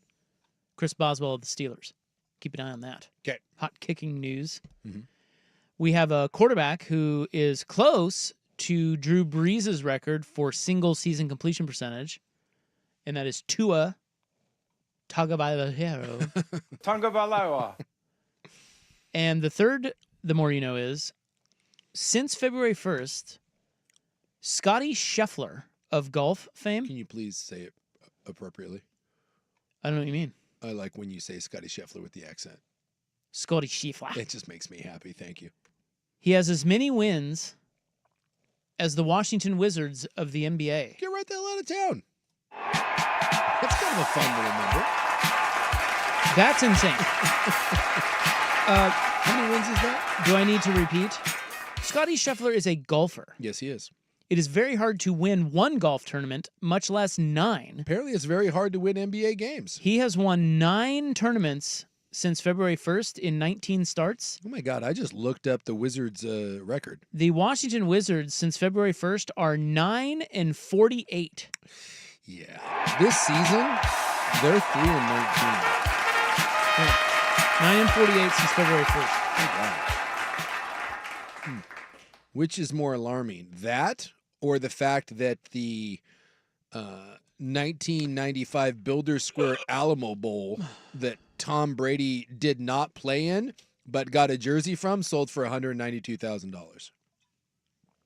I think I'm more alarmed by the A non-played-in game-used jersey. That was the 1994 Builders Square Alamo Bowl. He did not take a snap. Suk, what's the coolest thing on that list? If there was one thing that you would just want to have, what have you seen so far? Well, it's all stupid. Well, I know. His cufflinks are kind of cool. There you go. He got, when he won his 4th Super Bowl, he had custom-made New England Patriots Super Bowl cufflinks with the 4 trophies.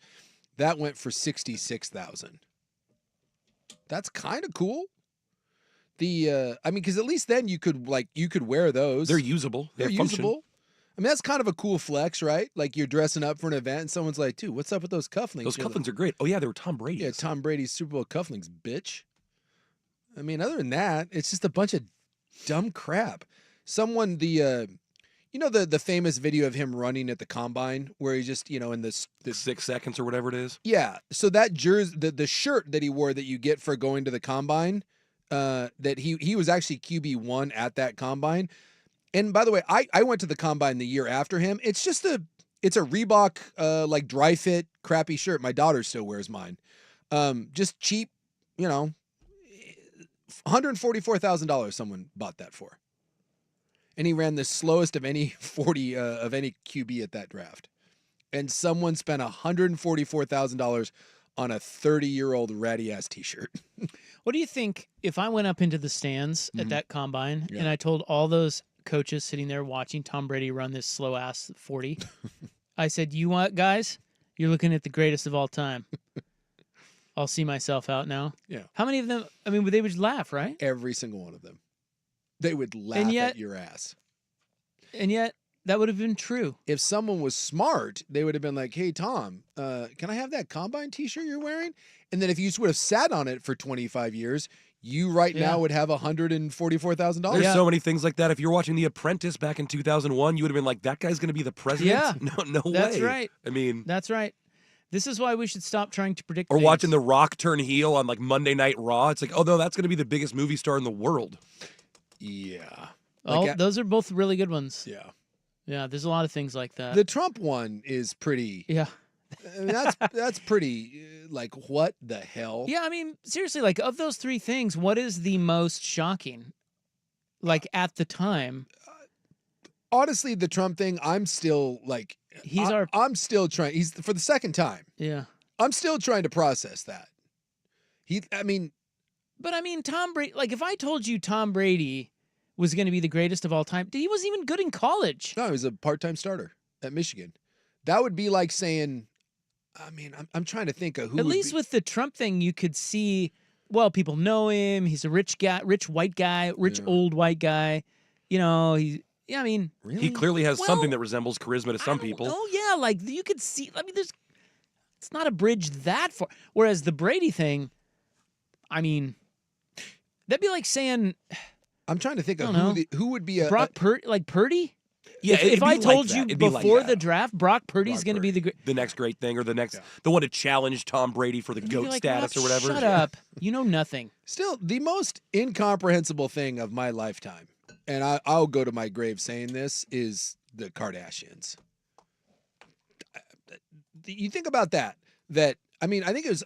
I think it's Joe Rogan that does the bit on that. That if you had to explain to an alien who's the most famous woman on the planet, and you said Kim Kardashian, and then like and they're like, why is she famous? And you'd be like, well, there was a football player who murdered his wife, and one of his lawyers had a daughter who was then not really known, but then was going to hang out with the daughter of a guy that owns a bunch of hotels but wasn't famous, and then that she was going to have sex with like a D-list celebrity who was only really famous because he was the brother of a B-list R&B star, and then the mom was... She would leak the whole thing. And then the mom was going to put the tape out herself, and then that she was then going to become worth over $1 billion and become the most famous woman on the planet. That is... And at one point in time, marry the biggest rapper in the world. Yes. That is the what in the hell thing that has ever happened in my entire life, and I'm convinced that nothing will ever top it. I mean, apples and oranges, but I think about Schwarzenegger like that all the time. Started as this bodybuilder from Austria, and comes over. He's the governor of the biggest state in the union. He didn't speak after being a movie star in the middle. He lifted weights, didn't speak the language. By the way, lifting weights, bodybuilding was not... Austrian bodybuilder becomes California governor with Hollywood career in between. Yeah, bodybuilding was not a sport. Came over, made it a sport, became the greatest of all time. His first acting role was Hercules, and they had to dub his voiceover because it was so bad. Like you said, biggest movie star, married a Kennedy, and then became the governor of California. It was pretty good. It's the American dream, man. And then knocked up an ugly housekeeper. I don't think you need to color ugly. Yeah, that's true, but kind of mean. Well, it was kind of mean, but at the same time, it's like when we heard Maid and Schwarzenegger and like then you saw her, you're like, what? You weren't thinking about just the person who was there. You're thinking hot maid. Yeah, I was like, hot maid. Yeah. Well, that's probably wouldn't qualify as that, but no. You know, convenient. It's like when you saw the Hugh Grant like hooker, you're like, what? Really? But then I've not actually seen that hooker. I just know that the person he cheated on was Elizabeth Hurley. Yeah. Who's she with now? Good question. I love her. She's great. Who doesn't? How old is she now? She's got to be Probably doesn't matter. She looks great. mid-50s. 90. You think Hugh Grant really cares? I think he's doing fine. Well, no. Yeah. That Hugh Grant cheating on Elizabeth Hurley was when we all, well, at least in my lifetime, it was kind of a seminal moment of, okay, so it's never all perfect. Yeah. It's like when Brad Pitt got with Angelina Jolie. Mm-hmm. Like, what is this? At She the is time, 59. At the time, that was really wild and out there, you know? Yeah. But what it made us realize is that, well, okay, when you're Brad Pitt, you know, you want, I mean, you've been through all the, you know what I'm trying to say? You've I'm been trying to be nice. Yeah, I know. You've just all the hots, you settle on. You want something a little different. Yeah. By the way, Elizabeth Hurley is married to a Indian billionaire, just in case you were wondering. What's his name? He's a textile heir named Arun Nayar, who's actually kind of a handsome guy. No, they divorced in 2011. Oh. So that was after Hugh Grant, and then she got a third husband, Shane Warne, and that only lasted 3 years also. They divorced in 2013. See, she must be insufferable. So she's 3 times divorced. She's probably as bad as Halle Berry. Or she likes to go prowling on the town, too. It's possible. She looks great, though. For 59, whew. All right. Is it really him? Next on The Fan. Auto accident, let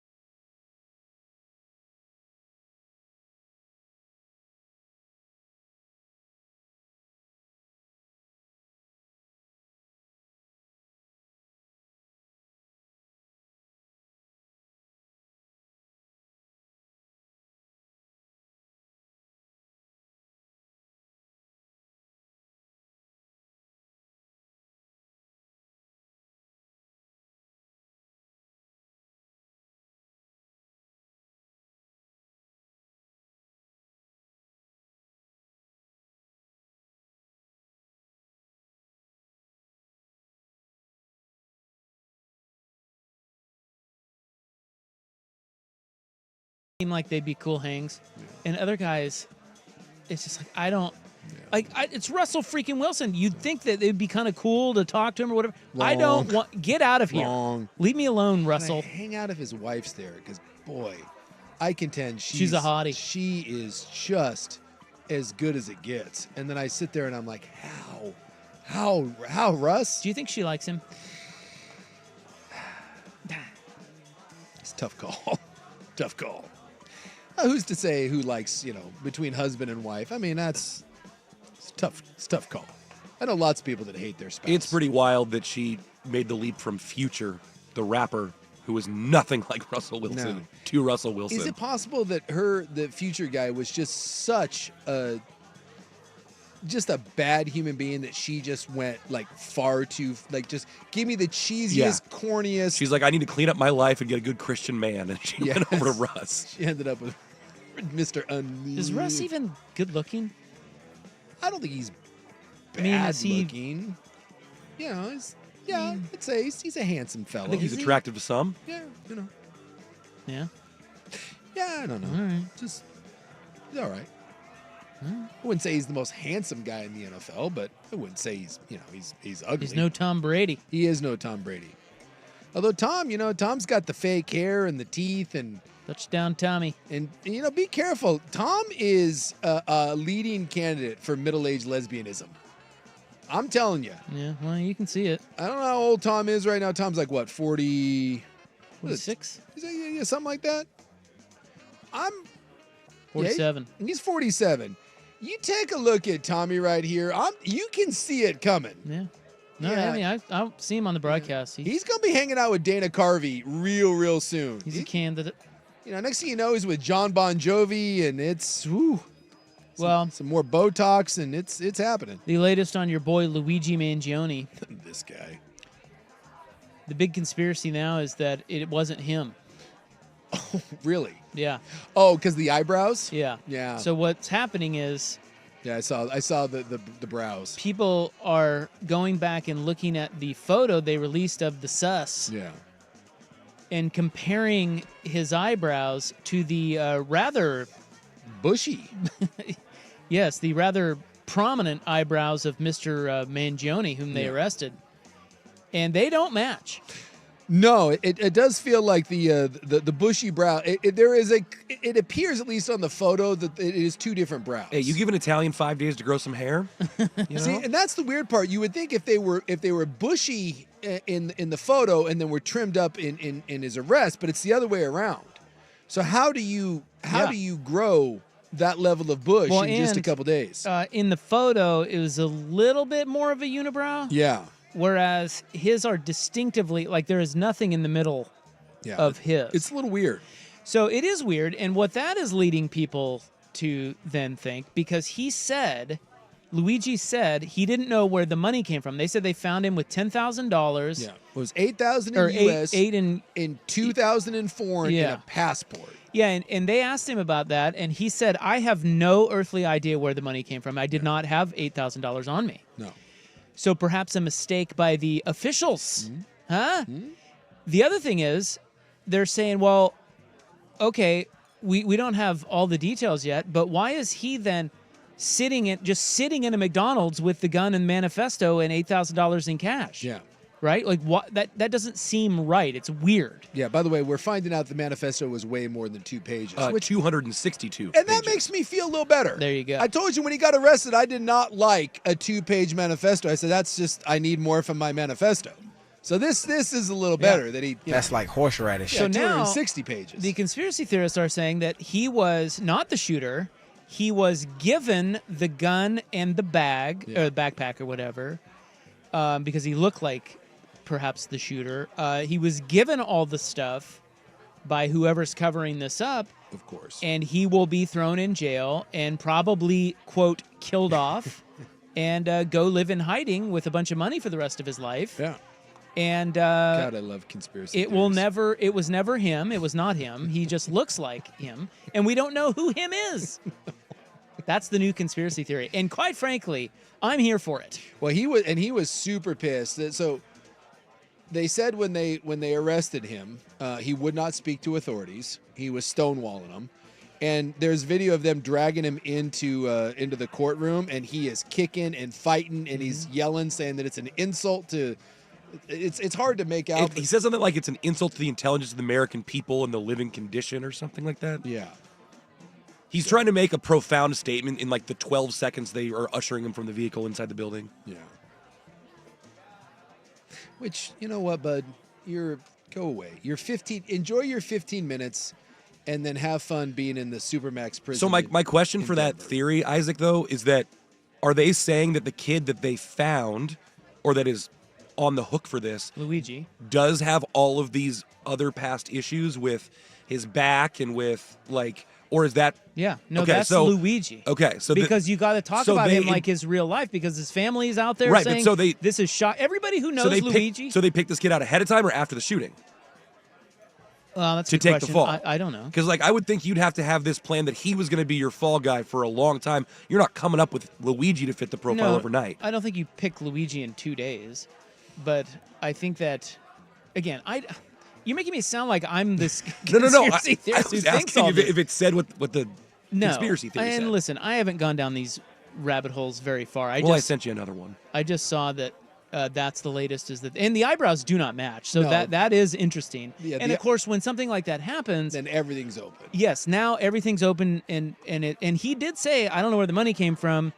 So the idea now, the big theory is that they handed him the gun in the bag and he sat in McDonald's and waited to get caught. And he was probably sitting around in a lot of places waiting to get caught and he got caught. And now he is watch this. Okay, the next thing, if there's any validity to this, eventually he's going to be protected behind bars, and eventually he is going to disappear. Death or something, I don't know. Epstein treatment. Yeah, exactly. Yeah.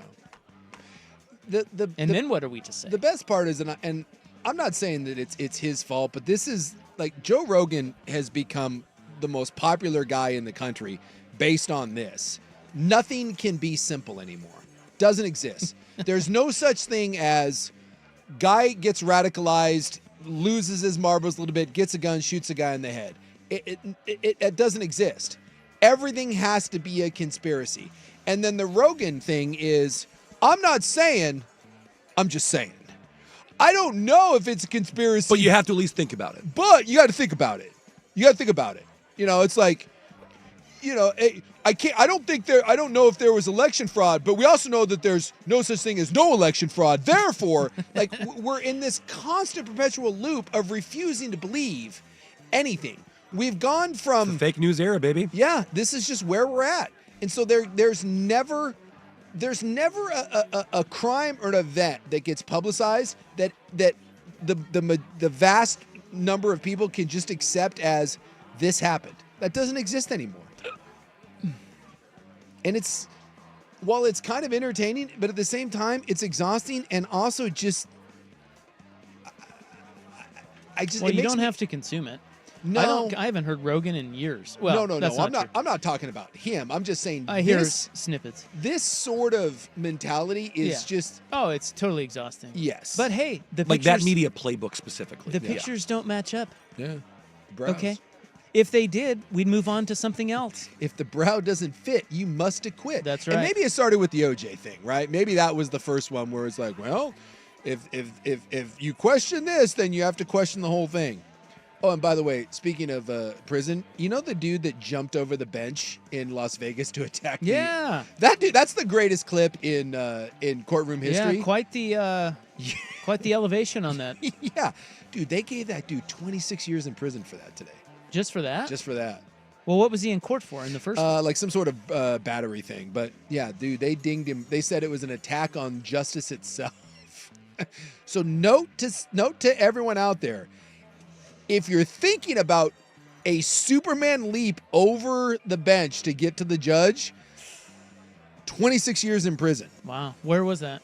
I think it was in Las Vegas, I think. Did that seem a bit... Yeah, it was Las Vegas District Court. Did that seem a bit... 26 years? No, I don't know.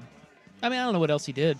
He's probably a dangerous guy. Look, if he has the judgment to jump over the bench and try to strangle a judge, maybe he should go away for 26 years. Yeah, he was spending time behind bars for an attempted battery case, and remember, she denied him his parole, and that's when he was like, ah! Well, he clearly has poor judgment, so Yes. maybe he should. Look, I hate to say this, I really do, Jace. But I was watching just today. I was watching one of those sort of behind bars shows, you know, where they interview inmates and stuff. And these guys are murderers. Yeah. You know, listening to them talk, there are some people, and it may not even be commiserate with what they have done. Yeah. There are some people that should just not be in free society. 100%. I say this all the time. And that doesn't mean that they have committed murder, right? Like, I know that's really unfair to say that, hey, this guy who really hasn't done all that much except jump over a, you know, he's probably one of those guys where like, you just can't be free, dude.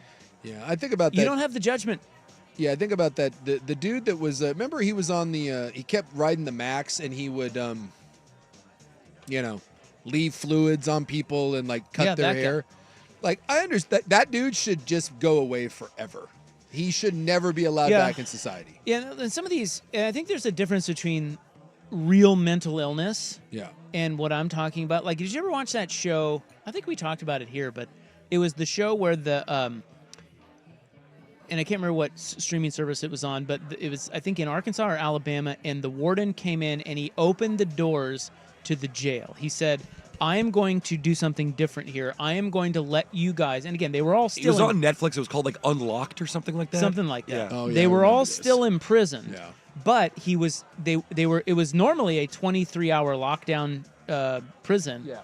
He said, no more 23-hour lockdown. You guys are just going to have to fend for yourselves. You're all in commons area together, and I want you to form relationships. We're going to watch you, but I want you to be able to, I want to try to start a rehab process, right? Yes. I watched that show. Did you watch that show? I know of what you speak, and I think I watched pieces of it, but it never hooked me where I watched the whole thing. Look, it didn't work. Yeah. And when you watch that, and they are filming these inmates talking, and they're interviewing them and everything, there's no helping these guys. And look, these guys, it's not all of them. Some of them are going to get out and probably, hopefully, rehab their lives. Yeah. But there are others that are going to get out, and even though they should get out because they've served their time, they'll go right back. They'll be right back in there because you can. They just don't have what it takes to settle into society. They can't do it. No, and you can see it. They say it. It's really sad. Yeah. But it's like, what do you do? What do you do with people like this? Yeah. They're not crazy. No. They're murderers. Yeah. But they're gonna be back in there because they don't have good judgment. Yeah, and those are the people that 100 or 200 years ago society would have picked off. Something would have gotten them in the wild. You know what I mean? They would have crossed the wrong. Or society would have just had enough and said, "Done with you." Yeah, pretty much. But now, not so much. Now we just send you to San Francisco. What do you mean? What does that mean? No. Yeah, what's that mean? What do you mean? What are you saying? What's wrong with San Francisco? Oh, we desperately have to break, but something. That's a change of subject. Something for the first time shut down. What the hell? And this happened in San Francisco. Think about it. There was one of these has never shut down before in the history of the company, and they had to shut it down in San Francisco. Did you answer the question? What was that about? What your little dig on San Francisco there? Well, we'll talk about Ryan's hometown. Yeah, we'll talk about it. Ryan Buckley, I mean, I'm pretty sure Portland's got some issues too. Yeah. God dang, man. All right, we'll be right back. God dang, man. God dang, man. Come on, man. Club 1080 on the Fan. Hey, the Window Daddy back. Really good deal if you need some windows for your home. Come on, you know it. Your windows suck. So let's get them replaced because right now you're going to save the most money you will ever save on windows. And that is from Window Nation. They are the experts at replacing your windows. They all come with a lifetime warranty, and they're the best at installation in the country because Windows is all they do. So here's how much you're going to save. Let's say, oh, dang it, this math is going to be bad, but let's say you need $9,000 worth of windows. I am so excited for this math. $10,000 worth of windows. $7,500. Here we go. So now $1. They're giving you 50% off all window styles. Okay, so now you're only going to pay $5,000. I thought you said it was $9,000. No, I changed it to 10 because it's easier math. And then they're going to give you another 10% off, which is I'm going to go ahead and say another $1,000. So now you're down to $4,000. They're giving them away. And you won't have to pay interest on that for 6 years. So $10,000 worth of windows, you will only pay $4,000. And if you need to defer it, not a dime of interest for 6 years. That is older than Buck's kids combined. That is a tasty little deal. Come on, dude. WindowNation.com or 866-90-NATION to get your windows free, no obligation quote. They'll install in a day or less, and they are the experts. They're the ones you want to go to if you need windows, and you're going to save a ton of money right now at Window Nation. 866-90-NATION or go to WindowNation.com, and please tell them you heard it from Isaac on the Fan. It's the Vancouver.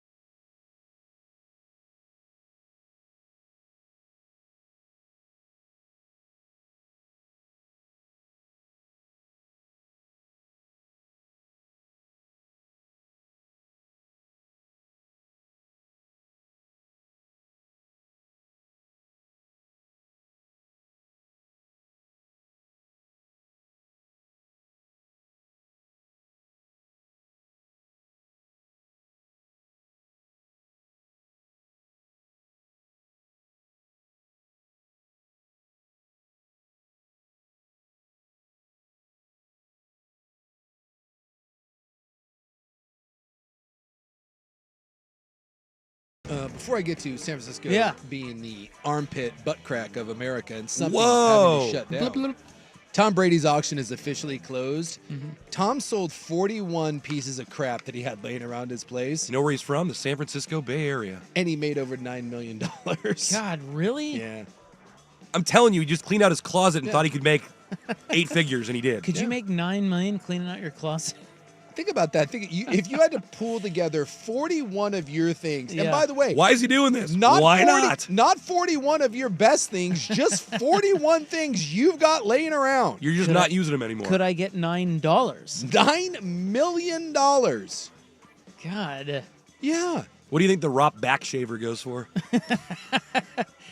I just bought new blades for my bad boy. Did you? Yeah. God, that thing's great.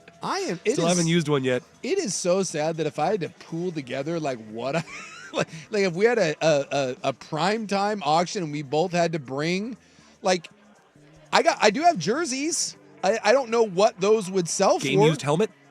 Yeah, I've got 3 used helmets. Like what would a Anything that Warren Sapp touched from the Super Bowl team? Yeah, I got a pair of Warren Sapp Jordan shoes. There you go. So, but those aren't, I mean, those wouldn't be mine. Those would just be Warren Sapp's. But I guess, yeah, I think I still have those somewhere. Like, what does my helmet go for? Like $100? 70, 75?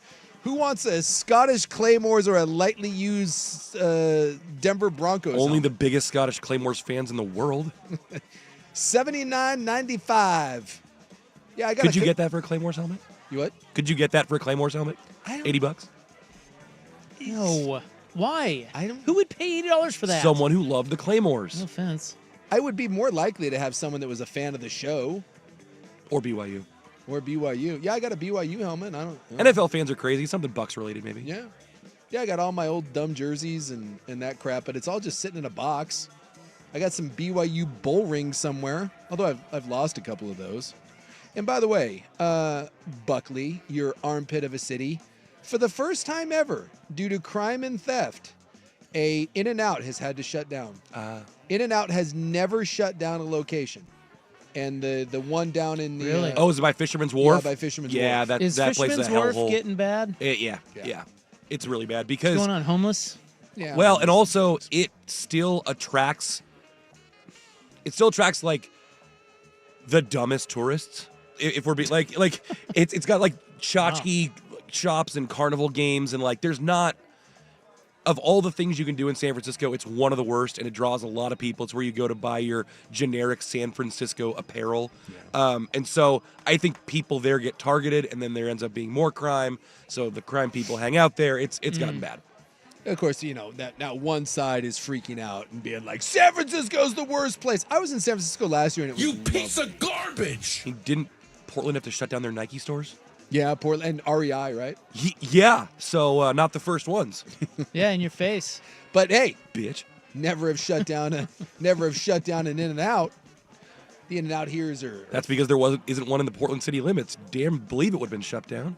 Yeah, there isn't one, is there? Is that the only In-N-Out we have? Is the one down Salem, in right? Salem, right? Or Kaiser? They're trying to bring that one to Beaverton, I think. Yeah, you've been in the news on that back and forth for a while. Yeah.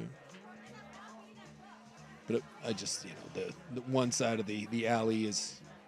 I love that they love when something like that happens. Well, it's because I mean, They're like, I'm sure this San issue in San Francisco has happened for a lot of businesses, but because it's the iconic In-N-Out burger, people are like, well, crime's gone too far now. It was like Can't get our double doubles; they're animal style. Like when Ricky Pearsall got shot, everyone's like, I told you. No one's ever been shot before. Yeah, some kid drove in from an hour and a half away in Tracy and was trying to jack his Rolex. No, it's because of San Francisco. Yeah. That was crazy, that story. Yeah, and he's out there playing. Somebody said that, is it, now I'm going to get the stat wrong, but there was a point in time where Ricky Pearsall had played more games after getting shot in the chest than Joel Embiid, who just had sore knees. God. Yeah, you know.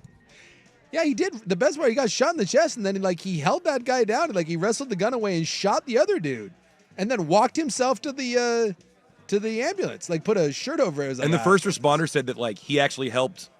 He helped himself physically, by holding the wound and stuff. They said he was a perfect. Did you see patient victim? So the Kelsey and Mahomes got robbed while they were playing a game. Yeah, Burrow did now. Burrow got his house broken into last night. Yeah. Did you see the details of his house sitter? Well, yeah, some hot model. SI swimsuit model. God, that guy's life. He was having her house sit because of things like this. And what happened when the break-in happened? She called her mom. By the way, I don't think that's the only reason he had her house sitting.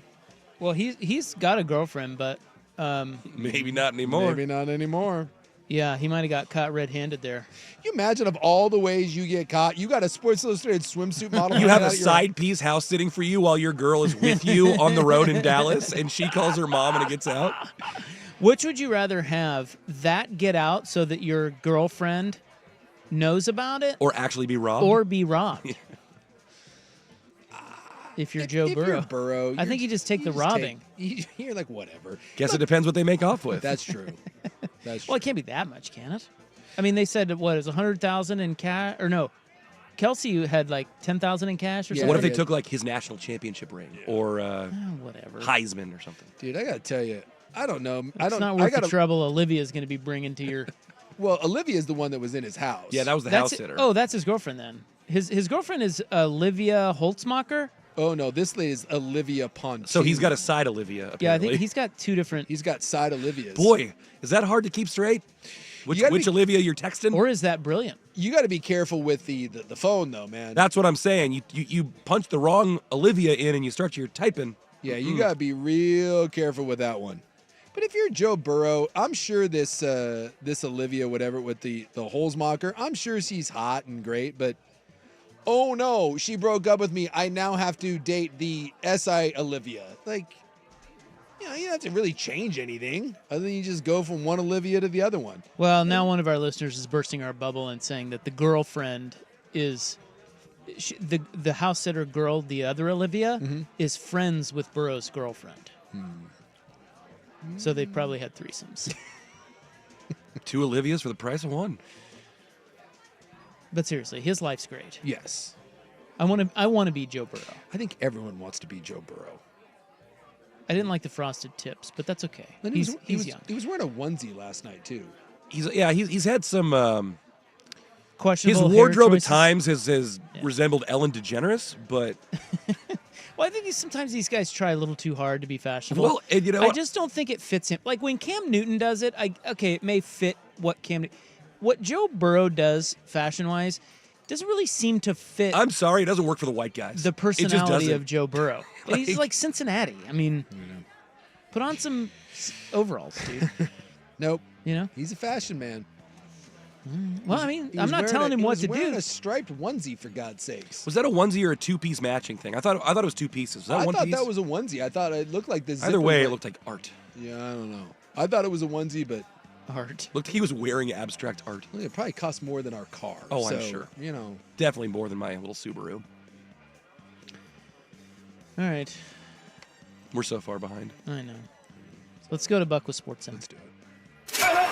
Now, from the Fan Sports Desk, a Sports Center update on 1080 The Fan. Ryan Buckley with this Sports Center update. First on the Fan. On the hardwood, the Blazers have cleared rookie big man Donovan Clingan to return to full basketball activities. The 7th overall pick missed the last 2 weeks with a grade 2 MCL sprain, but is now listed as day-to-day. The Blazers are next in action on Friday. The NBA Cup quarterfinals is beginning tonight. The first game of the evening almost wrapped up. The Milwaukee Bucks trying to hold on with a few seconds left against the Orlando Magic. It's currently a 5-point margin for Milwaukee, but Orlando is going to the free throw line to shoot 3 free throws. Coming up in the late game, it's the Mavericks versus the Thunder. That one is going to start late. It was set to tip at 6:30. It'll be on after this one. And on the gridiron, Oregon Ducks head coach Dan Lanning has been named one of 9 finalists for the Eddie Robinson Coach of the Year award. Linebacker Bryce Betcher has won the Burlsworth Trophy, awarded to the best senior in the nation, who started their career as a walk-on. And Ducks quarterback Dylan Gabriel has accepted an invitation to the Senior Bowl. More sports scores and stories in 30 minutes. I'm Ryan Buckley, the 1080 The Fan Sports Desk. Listen live or on demand on the Odyssey app, the Fan's desktop player, or tell your smart speaker to play 1080 The Fan. Jump back to earlier parts of your favorite fan shows on the Odyssey app. The only way to rewind Portland's sports leader, 1080 The Fan. This is Rick Jones of Goldberg Jones Divorce for Men. Child custody is the most emotional issue our clients face. If you're a divorcing father, the relationship with your children is about to change. But that change doesn't have to be for the worse. Kids already feel the stress of parents who don't get along, and they can thrive after a divorce. Kids trust their dads. Their dads trust Goldberg Jones. Call 1-800-DIVORCE and get your phone questions answered at no charge. Serving the greater Portland, Vancouver area. Hey, it's Sook, and let's talk about your hair. You're losing it, right? And you desire to have it back? Well, then Advanced Hair Restoration has the easiest guaranteed solution for you. Their simple one-day treatment offers life-changing results. I've seen it with my own eyes. Guys, it's not magic, but it's close. They put hair where you need it the most, and then a little bam, and it starts growing. It's actually science, not magic. Advanced Hair has all the top-rated physicians, modern technology, and best of all, you get your very own natural hair that begins to regrow the very next day.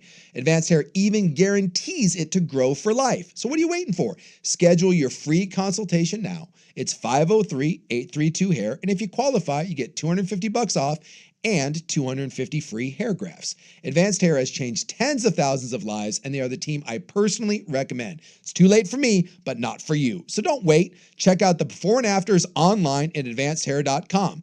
503-832-HAIR or advancedhair.com. This Christmas, the NFL is live on Netflix, and it's a gift you can't wrap. On December 25th, Netflix will be the home for 2 NFL Christmas Day games. At 1 p.m. Eastern, the 2024 Super Bowl winning Kansas City Chiefs face the Pittsburgh Steelers, followed by the Baltimore Ravens versus the Houston Texans at 4:30 p.m. Eastern Time. It's a holiday tradition you won't want to miss. Watch live only on Netflix. You won't want to miss it. Thanks to Total Wine, you saved more on all the gifts for the ones you adore. Wine, spirits, beers, all nestled on shelves. Find what you love and love what you find. Only at Total Wine & More. Drink responsibly, B21. It's football season, and now you can get anything you need for game day delivered with Uber Eats. Well, almost anything. You can't get a running back, but baby back ribs? Yes. Uber Eats, official on-demand food delivery partner of the NFL. Save thousands. Be advised, this is a great opportunity to save thousands on a hot tub or swim spa. Friday through Sunday, Portland Expo Center. Save thousands. Be advised, this is a great opportunity to save thousands on a hot tub or swim spa. Friday through Sunday, Portland Expo Center. 18-month interest-free financing. Brand new 2025 inventory ready for immediate delivery. Portland Expo Center. Huge factory incentives, factory rebates, this weekend only. Portland Expo Center. We can remove your old hot tub. Free delivery of your new hot tub. Come see the revolutionary new swim spa in action at exceptional prices. Portland Expo Center. Free delivery of your new hot tub. Just relax and enjoy. Portland Expo Center. Friday 2 to 8 p.m. Saturday 10 a.m. to 8 p.m. Sunday 10 a.m. to 6 p.m. Free admission. Free delivery. Portland Expo Center. Call 833-SPA-SALE or visit hottubandSwimSpaSale.com. Portland weather tonight, mostly cloudy with temperatures in the upper 30s. Weather brought to you by Staples. Your local Staples store has hot deals and super low prices throughout the store on everything for your business. Save even more with the Easy Rewards program at Staples. Club 1080 with Isaac and Sue. You know, I always felt I could be a great salesman. Well, believe me, I could talk anybody into anything, except women into sex. That's the only thing I can't do. Club 1080 with Isaac and Suk is brought to you by Pub Beer, the official beer of cheap fun. Can I get a hot tub? So I have more San Francisco news, just to pile on a little bit. Yeah, let's do it. So there's a bunch of billboards in San Francisco, and they basically say, stop hiring humans. Run that by me again. Is it like an AI company or an automation company that's advertising for themselves? Yes. Well, people are pissed because they're all over. Humans are doing something about it, are they? At like bus stops and things like that, where it's this company called Artisan. They are a AI tech company. See, we don't take that kind of crap in San Francisco. And people are pissed off because they are literally advertising to businesses to stop hiring humans. It's a bold strategy, Cotton. And what Artisan offers is they have a sales agent. It's like an AI sales agent. They basically there's no human input. It costs 96% less than hiring someone to do the job, and they basically find and message potential clients. Huh. Well, this is problematic. Like, as AI gets better, it's the idea of like the self-driving taxis and all that stuff. Like, how many people drive Uber because they have to, or cabbies, truckers? There was an article in Rolling Stone years ago that said, and I think this is still true, that truckers it's the highest paying, and there's more of them for non-college educated people in the United States. It's the number one job. For if you don't have a college degree, it's the best job you can get in the United States as far as pay and the number of people. And they're like, what happens in 10 years when there's no more truckers? At least no more long-haul truckers. Well, and like I think about longshoremen that way too. We had the huge strike recently. Like, and some of that was over automation. Most of it was over automation because so many of those jobs could be eliminated and people could be a lot safer. Well, isn't it pretty dystopian that you're walking around and like all the billboards are saying stop hiring people. don't hire human That's why the good beings. people of San Francisco are standing up. Yeah, they're not happy out there. It is weird. Like, I mean, in our lifetime, this won't be our kids. This will be us. There will be a crisis. Someone brought it up on the YouTube chat earlier today. How long until some of this radio stuff's automated? I'm like, I'll be the first one to go here. You're not going to need me at some point in a couple of years. Well, hopefully. I mean, now, like, you listen to. I'm just kidding. Do you listen to Spotify? Yeah. Yeah. I So listen to do you have the Spotify DJ? I can't. I don't do that, but yes, I've heard it. Yeah. I Yeah. mean, he's like, when you do like your year-end wrap, it's like, yeah, I'm your Spotify DJ, and then he's spinning your hits. And it's a I mean, I'm sure they could get somebody or something, an automation, to just take you to break, bring you back, play a couple drops here and there. Another one of the billboard shows like doesn't get cat AIDS. Kind of this hot. That's right. Fake AI chick. Yeah. And it says, woman. Artisans won't come into work hungover. And then at the bottom it just says the era of employees is here. The era of AI employees is here. Well, probably pretty attractive if you're working on operating costs for a big company. Yeah. I mean, that's the other one, too, is now a bunch of people are starting Instagram and OnlyFans accounts for fake women. They're developing AI hots. Ooh, that sounds smart. I might like to get in on that. Yeah. There's a bunch of people. What do you mean? So, What happens? OnlyFans and Instagram is basically, like, like people are paying for the interaction with hots. And so they're going on AI and they're literally creating women out of thin air. You're telling the AI to make a woman that looks like X, that acts like Y, and Yes. says Z. And so, and then there's a person, some of them are, the interaction is AI, but a lot of times what's happening is there's like a guy or a gal who does some of the chats and live talks with people, but all the photos and the videos that they're putting out are AI. So someone says, hey, I will pay like this OnlyFans model, $5,000 to do, whatever. And you just type it into the AI and the AI can make, that person literally thinks that who they're talking to is a real person. And is answering them. And is their answering them. requests, yeah. And it's just some computer farm. It's just some AR farm or some fat guy in like Wisconsin. Well, I get that, but how do you get past like the video? Well, you can make AI make video. The AI's making Like the AI is videos getting and the good enough photos. that you can. That's good enough technology. It that will be. Yeah. I will be fooled by the person on It the will video. be. Yeah. Not long. Yeah. Is there anything wrong with that? Seeing as how I she's guess. still I hot? guess if you're leading someone to believe that the person is real and not telling them that they're not, but maybe the computers will make me hornier.